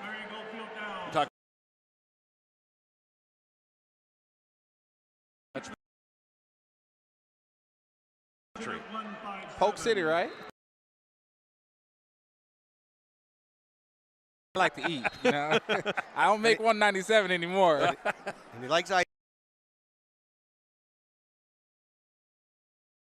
A little bit earlier about that conversation with you and that time leading up to the final. I think you probably spend just a little bit of time with family and stuff, but you're pretty focused on what's going on. So you mostly are kind of concentrating on that. But it's I'm sure after that round, everybody spends a little bit of time with their folks. I mean, obviously, as Kyvan said earlier, that's a support structure that's just second to none. And they're here for you. You definitely definitely going to probably spend a little bit of time with them. But, you know, most of the time you got some time to yourself, and you're going to spend some time with your coaches because you just want to kind of be ready for that next round. Absolutely. And I think it always depends on if the kid's an introvert or an extrovert. Some people feed off energy. Some people need energy away from them just so they can, like, conserve because that drains their battery. For me, personally, I was more of, I think, an extrovert at that stage in my career. Whereas I think as I grew and developed and started to understand myself a little bit better, I became more of an introvert. And just like, you know what, I'm going back to the hotel, I'm turning on some music, just relaxing, taking a nap, those types of things. Maylard up 6-1 on DeWitt on mat 6. Bowman up 3-1 on Humphrey on mat 5. And we got a good one going. Parmater's up 5-4 on Walsh on mat 3. What is it about mat 3 tonight? That's some of our best matches have been down there. Boy, there's been some close matches down there on mat 3 for sure. 3 is the match for the fans. That one's had Kyman over here about squirming out of his chair a couple of times. Yeah. He wants to get out there and finish the move for these guys. Yeah, he's definitely doing some wrestling over here in the seat next to us. I can tell the age difference between you and Kyman because you have no interest anymore in wrestling at all, I can see, and he wants to get out there. Well, I'm a little bit afraid if I start doing any wrestling, the Kyman's going to grab a hold of me, so. Well, I got MMA practice in the morning, so I'm just trying to keep my body limber and loose. Mat 5, Bowman 4-1 ahead of Humphrey. We got 56 seconds left in the second period. That's over on mat 5. Mat 4, Osgood up 4-0, doing an amazing job just kind of controlling the pace. Go ahead, Kyvan. I was just saying he's in on an attack right now and was able to solidify that and jump it up to 7-0. Doing a great job with that tight waist chop and then looking for that tilt. A lot of these kids, that's that Spencer Lee-esque tilt that they look for with that roll through, and it's definitely become repopularized by Spencer Lee. You've seen it a lot. We saw that at the state duels, and we're seeing it a lot here tonight. He's going to get some more near fall here. Boy, over here on mat 6, Maylard's kind of opening things up against Riker DeWitt from Williamsburg. He's up 11-1. We got 20 seconds left in this second period, and he's kind of continued to build on his lead here.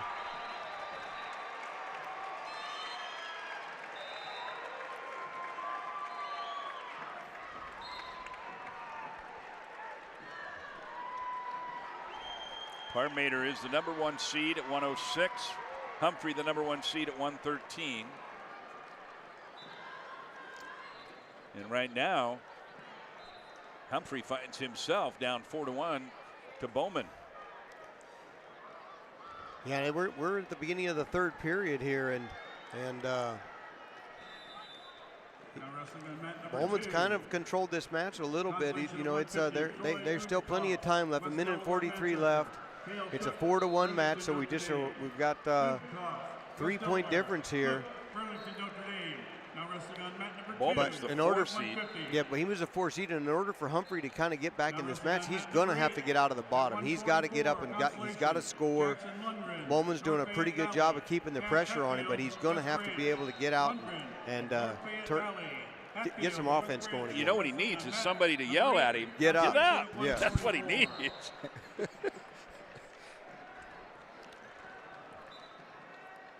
Osgood able to grab another set of near falls, and he's going to be able to advance with a technical fall on mat 4.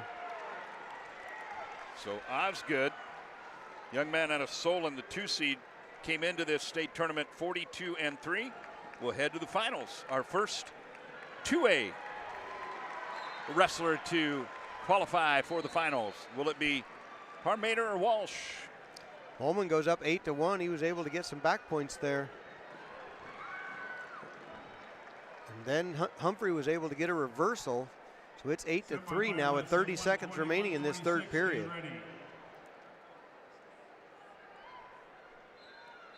You know, we were talking earlier before off air, you talked about the clubs.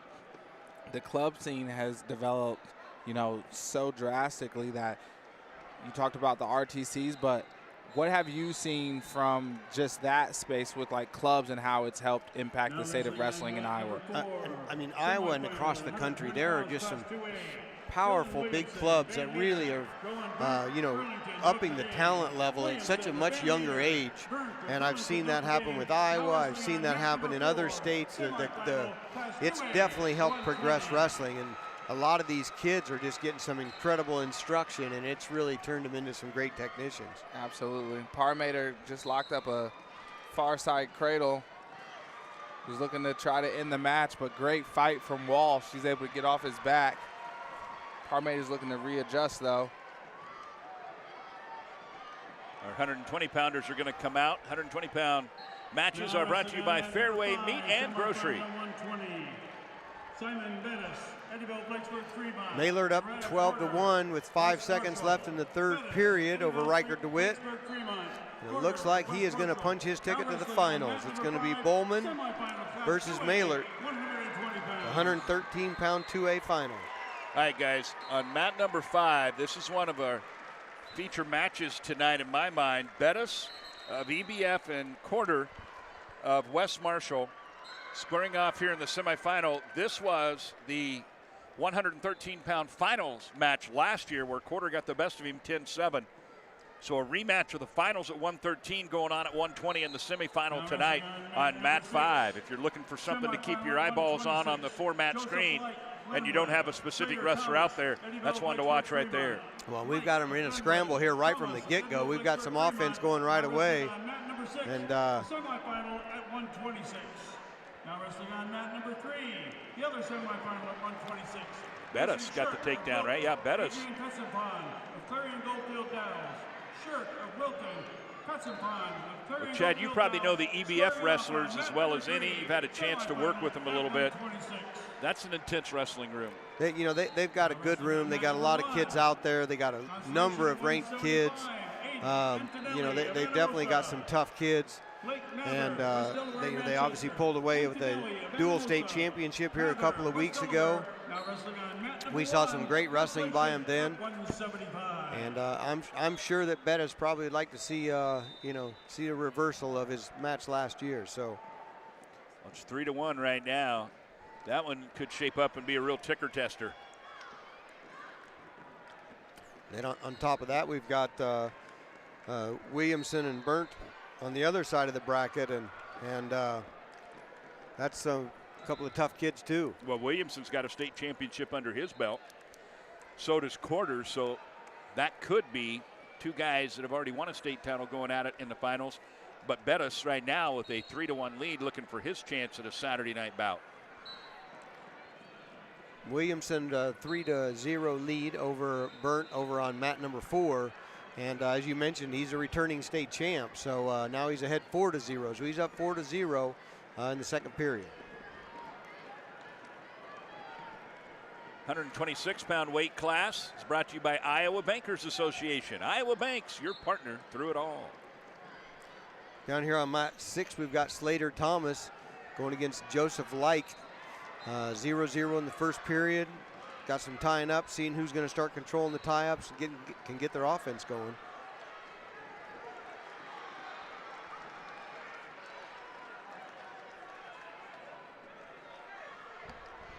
Pexipon, Adrian Pexipon out of Clarion Goldfield Downs. Up 3-0 on Shirk, got the takedown there. We have EBF over here on mats 5 and mat 6. You know those guys are training in the room every day with each other. So Pexipon is a family you're familiar with, Kevin? Yeah, one of the brothers, Cam, ended up at Iowa State for some time. I think there's three brothers. Yeah, so, at least anyway. I know that we've. Yeah, there's a couple of them I know still in high school. We watched them wrestle at the state dual championships here a couple of weeks ago, and definitely some tough wrestling out of that family. Yeah, well, Clarion Goldfield Downs is another great program. Shenandoah. Fry of Clark. McCargill of Shenandoah now wrestling on mat number 7. Oscillation at 165. Down on mat 4, we got Williamson and Burnt.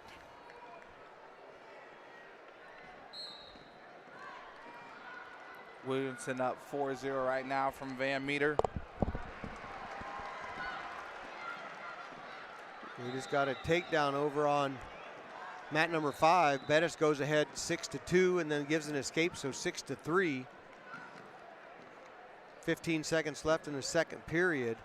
He gave him a quick escape there with not a lot of time left. That's one of those things that can kind of, it's sometimes tough to keep some guys down, but when you just got 15, 20 seconds left in that period, that can be a big point letting that guy get away. But he's still able to come out of that second period with a 6-3 lead for Simon Bettis from Eddiesville, Blakesburg, Fremont. Slater Thomas over here from EBF over Joseph, versus Joseph Like. It's still 0-0. Now Like just gets an escape to make it be 1-0. Second period, 1:40 remaining. Definitely a tight match over here between these two. Shirk got the takedown there on mat 3. That squares that one up. And that's a barn burner up on mat 3.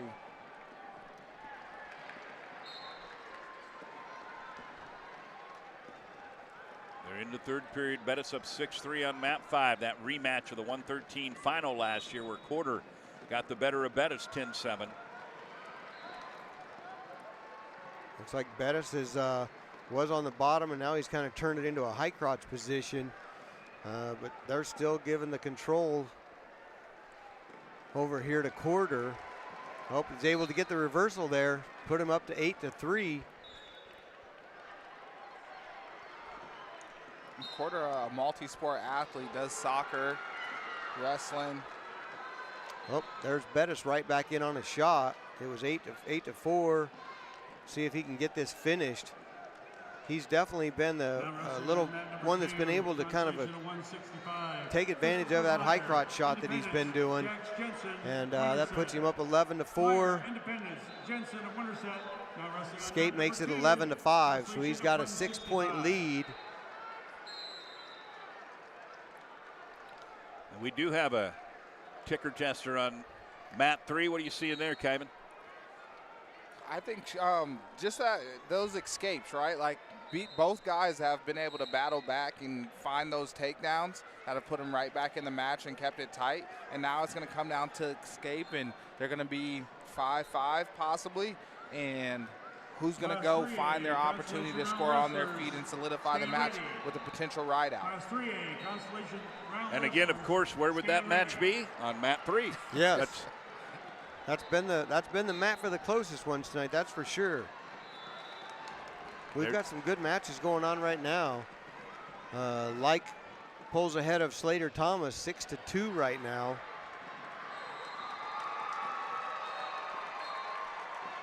Bettis wins 11-5 over on mat number 5, and he just punches his ticket to make it to the finals for tomorrow night. So Bettis gets his revenge over Quarter, who got him in the finals last year. It'll be Bettis going to the finals at 120.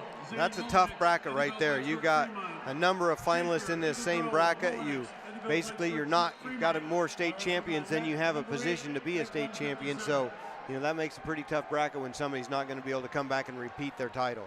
Yeah, and Williamson is going to get the 4-2 win from Van Meter on mat 4. And now we're in crunch time on mat 3. No points yet. They're scrapping over there.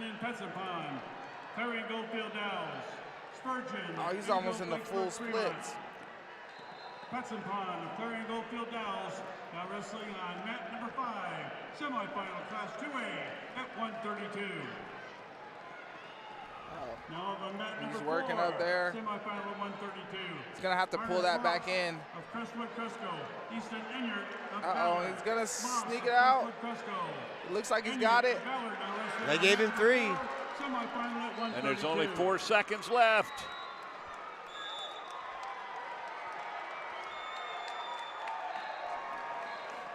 Like still ahead of Slater Thomas over here on mat number 6. It's 6-4 in the third period. We've got 51 seconds left. Like from Glenwood against Slater Thomas from EBF. EBF. looking to punch their ticket to face Shirk in the final tomorrow night at 126 in the Class 2A. There's Thomas in on a shot right now, and it's 7-4. He's down by 3, but he's trying to finish the takedown. He gets it. It's 7-7 now with 35 seconds left. Is he going to try to keep him down here for the last 30 seconds? He's got wrist control right now and keeping him broke down.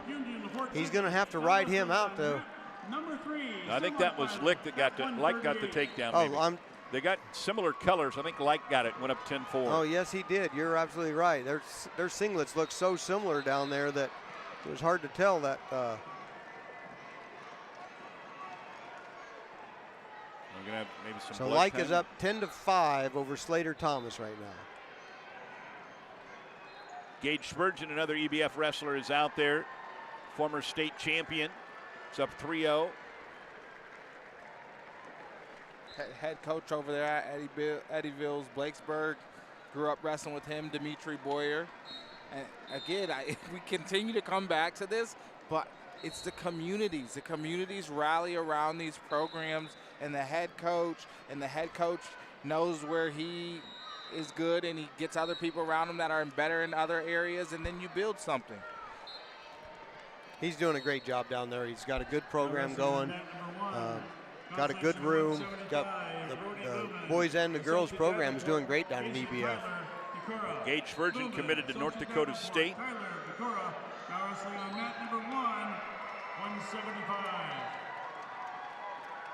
Like pulls off the win down there over Slater Thomas, 10-7.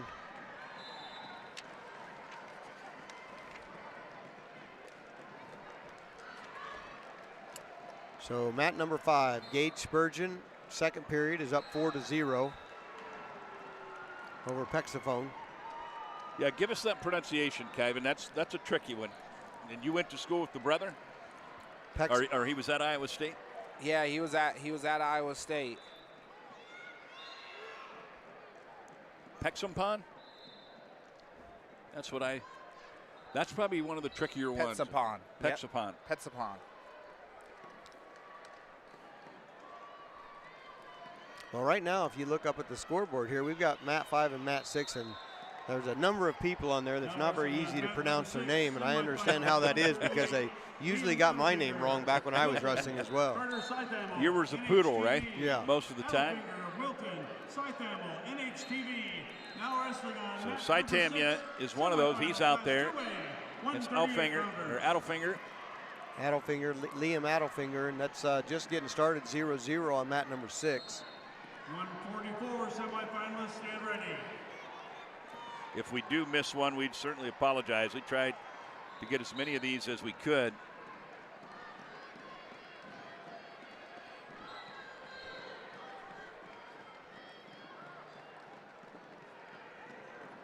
Landers up 3-0 up on mat 3. Inyart throwing on a very intelligent, heavy ride down on mat 4. Staying behind the arms, keeping the hips intact. That's a close match on mat 4 too. 0-0 in second period. Halfway through this match, we've not been able to get any score going. Spurgeon has built a 7-0 lead over there. These guys wrestled in Independence back in December, and Spurgeon won that one 4-0. They did not wrestle at the team duels. There's some weight jockeying there that we see a lot there. Yeah, we definitely saw a lot of strategy going on down there at the state duels, and there was some people wrestling all over at different weights, and it was interesting to see people how they adjusted their lineups.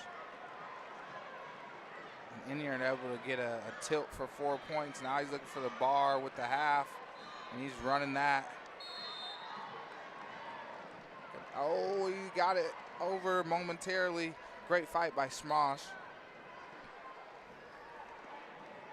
Landers on mat 3, up 4-0 now.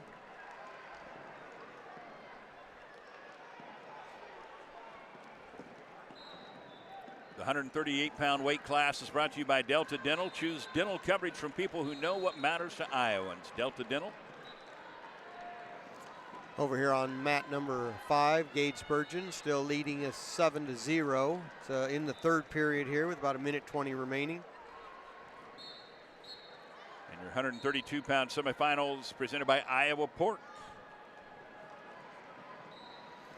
Over there on mat 3, that Gavin Landers, he's a 2-time state champ. He's another kid that's committed to UNI. We've definitely seen a few of them today. Yeah. Schwab has been working the state of Iowa pretty hard, obviously.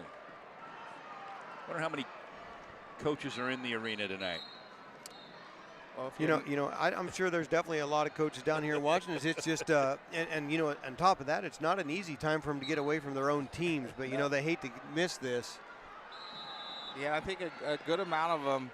So I guess I would bet if you're a Division I head coach, you're not here probably today, unless you have kids wrestling possibly, which I don't think Schwab probably came today. It's like, hey, I'll see you guys Saturday night. Do your job. Yeah.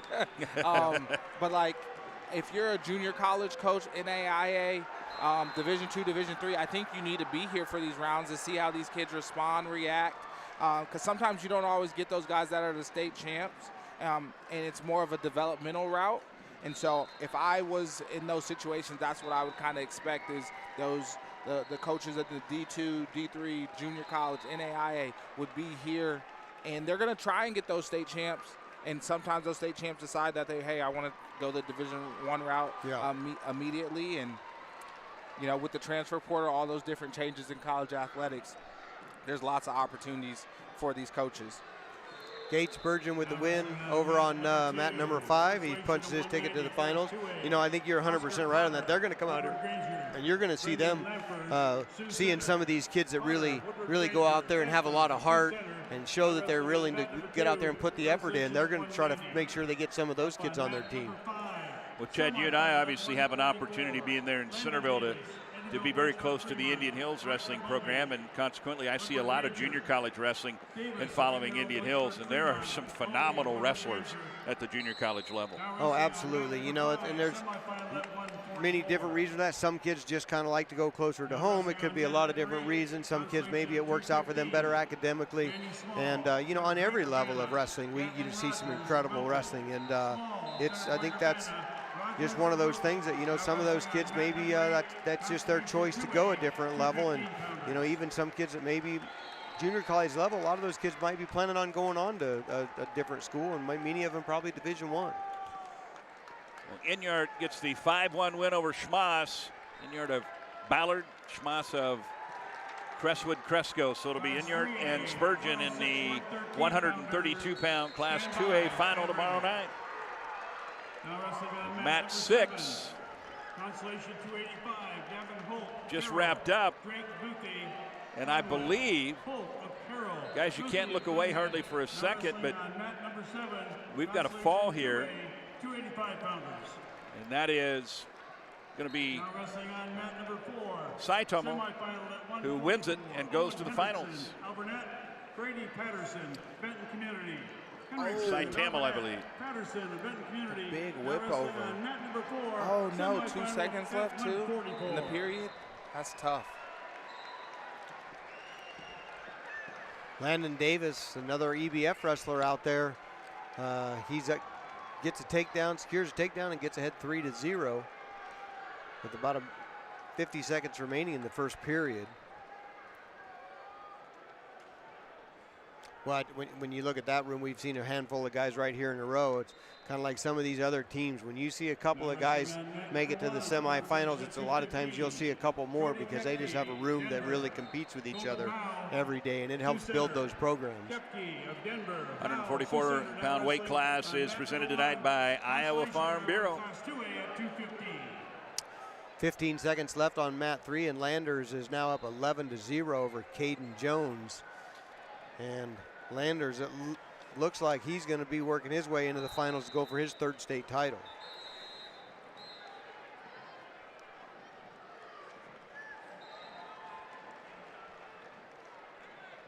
Oh, we got some blood time.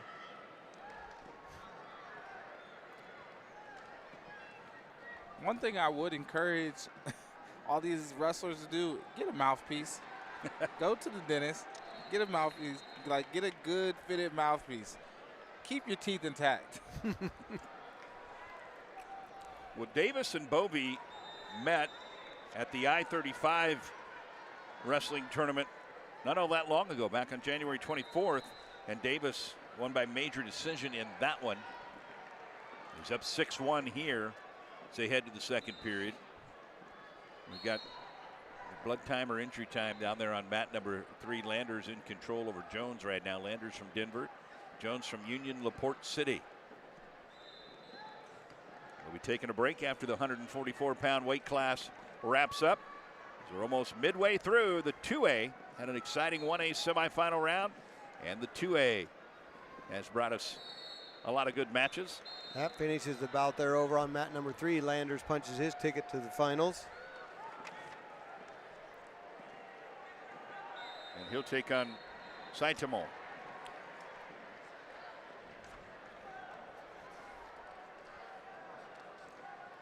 He's out of NHTV. Landers out of Denver. That'll be your Class 2A 138-pound final tomorrow night. Again, the finals tomorrow night on Iowa Public Television. Tim Johnson, Jim Miller, and Sean Kinney will be on the call tomorrow night. I'm looking forward to, I got to go over to Dixon, Illinois tomorrow to call Indian Hills basketball. And it's a 3 o'clock tip, so that'll give me something to listen to. Obviously, I'm driving down the road. I'm not going to watch, but I'll be listening in to the finals tomorrow night. That'll bring me all the way home. Absolutely. I'll be working with Sean Kinney Sunday for the Iowa State versus Missouri duel. Oh, nice. Looking forward to that.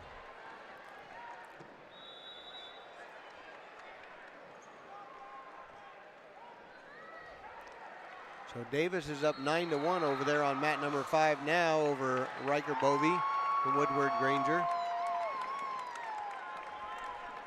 We got 28 seconds left here in the second period. And we got a good one going on mat 4. Patterson of Benton Community and Hendrickson of Alburnett. 1-0 down here.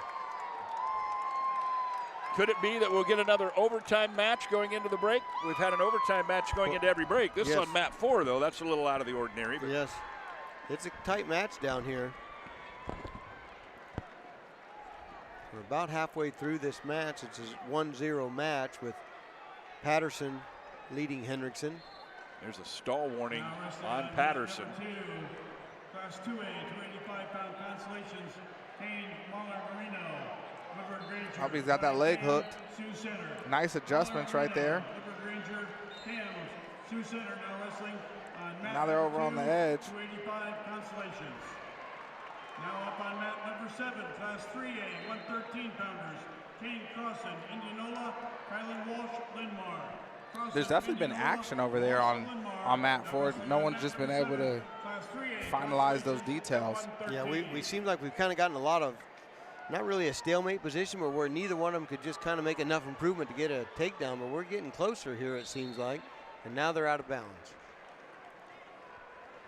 And that was a 40-second scramble. Yeah. Davis up 9-1 on Bovey as they head to the third period. So we've got a major decision going over here right now. We've still got 2 minutes of wrestling left, though. Anything can still happen.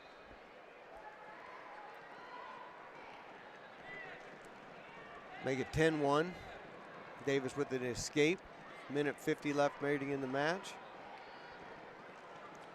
Well, Eddyville Blakesburg Fremont did win the team dual championship. You see the team scores scrolling across the middle of your screens. They came up here obviously expecting to be in contention in the traditional format.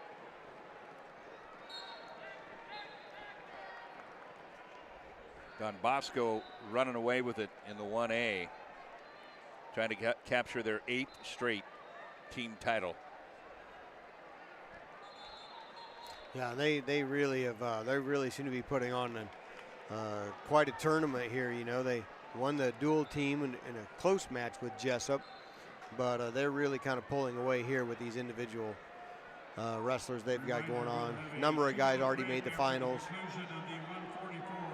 That is one thing I would love to see at the NCAA Division I level is a dual championships as well. I know it's been discussed and kind of like thrown out, but that's something I think would be really, really fun for the fans just the team aspect of it is just totally different in a dual setting than it is in a tournament setting. Yeah, and then, you know, they've done the national duels for a long time, but obviously not everybody makes it, or maybe not everybody makes it every year, so it's not quite the same as what you have going on with the Iowa team championship, dual team championship. So right now in the Class 2A, Eddyville, Blakesburg, Fremont is in first with 105, Decorah, or 100.5, and Decorah right there with 98. So, and Independence still in 188, Wilton 78.5, Glenwood 76.5. So there's a race going on right there in the Class 2A. Yes, there is. It's a close match. It's a close race, and I think there's still a lot of wrestling by those teams at the top as well. You know, we're going to see not only how many guys that punch their ticket to the finals, but it's going to be, I don't imagine that's going to be solved till these finals are over tomorrow night. We've still got a 1-0 match going on down here on mat 4. And a ticker tester brewing there. And we have a 13-1 match over here on mat number 5. Landon Davis ahead of Riker Bovey. It is now 1-1. Got hit with a stalling call. Now he's looking to finalize that rubber knee action. He's going to call potentially dangerous right there. Henriksen continues to fire off great attacks. Patterson able to fend those off, but he has 2 stalling calls on himself. And he pops his head out the other side. Nothing yet. Oh, he collects.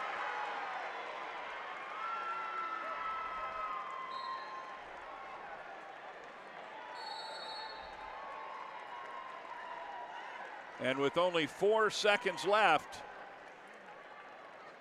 Henriksen up 4-1 now. Trying to punch his ticket to face Davis in the finals. Henriksen the 3 seed, Patterson the 2 seed. And that'll do it. 4-2. Owen Henriksen of Alburnett is off to the finals. Davis, who was second last year at 138, will try for his state title at 144. And with that, we are halfway through the 2A semifinal round. We'll come back, and when we do, 3-time state champion Blake Fox, who is our Musco Spotlight wrestler in Class 2A, will be on the mat. We're back on the Hy-Vee Championship Network right after this.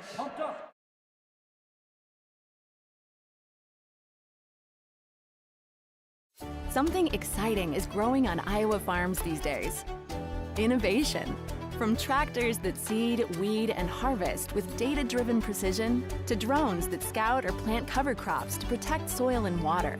Even our animals live in smart homes with round-the-clock care. Technology keeps your food safer, water cleaner, and makes us more sustainable. Because what we do here benefits everyone here. Life on the farm makes everyone's life better. It's the simplest expression. The smallest thing that changes everything.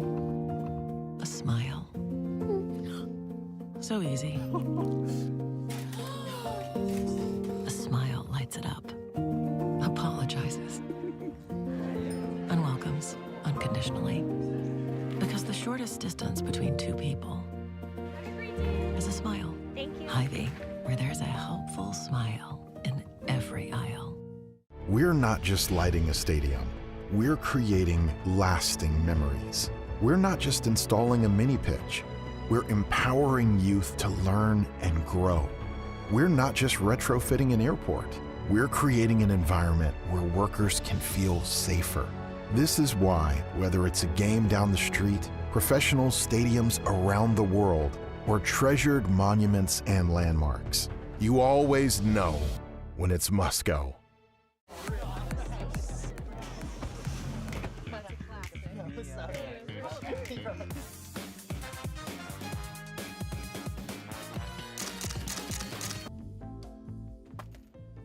Excuse me, man.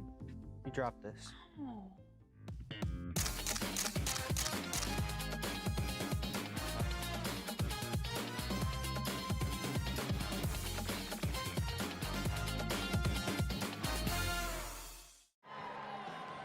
We're set to go at 150 pounds in the Class 2A semifinals. Russ W. Oker, Chad Zampro, Kyvan Gatson On the call tonight, honored to be here with you in the Casey Center in downtown Des The Moines. wrestlers are ready to go. We'll be keeping an eye on our Hy-Vee team scores throughout this back half of this 2A.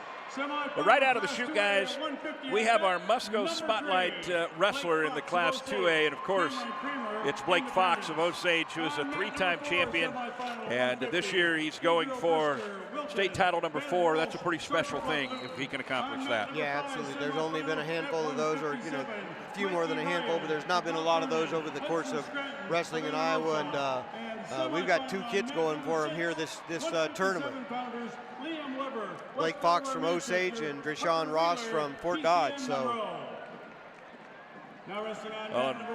neither one has really been challenged yet, and I'm not sure who can challenge him for sure. It's why you wrestle. You never know, and that's the thing about wrestling. You make a mistake, you can find yourself on the short end of things, but they have both been dominant so far. They both look really tough, and Fox just went out and got a takedown to get a go-ahead 3-0 over here on mat number 3. Mat number 5, we have Mikey Ryan from Mount Vernon versus Hudson Scranton from Anamosa. And we thank the folks at Musco Lighting, the official light provider of the Iowa High School Athletic Association. So what do you see? Fox at this point, from what we have, is uncommitted. Obviously, if he wants to wrestle in college, he's going to have plenty of people knocking on his door, and I'm sure already has, a senior there at Osage. Kyvan, what do you know about our Musco Spotlight wrestler? Well, Fox, obviously Osage, coached by Coach Jennings, who's been around for a long time. His son actually texted me. One of his the sons wrestled at Air Force. One of them wrestled at Iowa State. I'm pretty sure his brother or cousin is at Northern Iowa on the Panther train with Coach Schwab, is ranked top 25 in the country.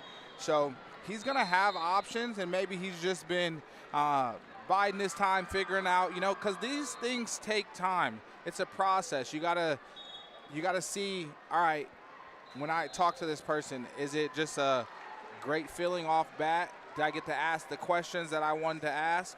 You're going to probably be spending, 4 or 5, maybe even 6, 7, 8 years in that space, and you want to know that that's an appropriate space for your development. And with the landscape's changed a little bit from when I was in college anyway, with NIL monies and things are a little bit different now. Maybe he's trying to weigh some of those options. He might decided he wouldn't want to make that decision until after he wrestles this tournament. Well, because, if your stock is hot, Yeah. Price went up, Coach. Price went up. 6-2 right now. Fox over Kramer. Kramer out of Independence. And no score on mat 4, Brisker and Walsh. 6-4 on mat 6, Wheeler and Weber. And on mat 5, Ryan and Scranton. Ryan out of Mount Vernon, Scranton out of Anamosa. That's a 1-0 score there.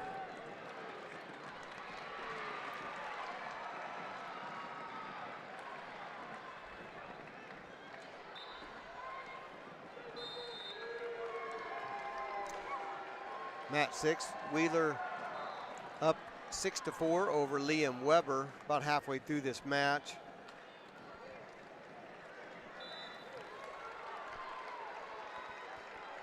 There's 3 more for Wheeler. He goes up 9-4 now. That's the 157-pound weight class, which is brought to you by Fairway Meat and Grocery, bringing us our 157-pound semifinal matches tonight here at the Casey Center in downtown Des Moines. Mikey Ryan over on mat 5, 4-1 lead with a minute left in the second period over Hudson Scranton from Anamosa. Weber got the reversal. It's 9-6 there now. No score on the Brisker Walsh mat number 4. Ryan was in on a shot there, but Scranton was able to get sprawl out of it, but he's back in on another shot. And I think they gave him a takedown there right on the edge of the mat for Mikey Ryan. So he's up 7-1 over Scranton.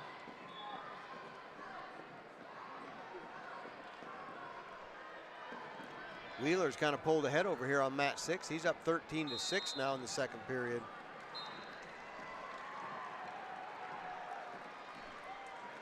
We've got lots of wrestling action still to come. We're only halfway through the Class 2A semifinal round. Consolation matches going on the outside mats. We've still got the 3A semifinal round to come, and we're going to see a ton of Southeast Polk wrestlers there. You talk about dominant. They'll be going for their third straight. Third straight, yeah. And, you know, they qualified every single weight Yeah. for this tournament, which is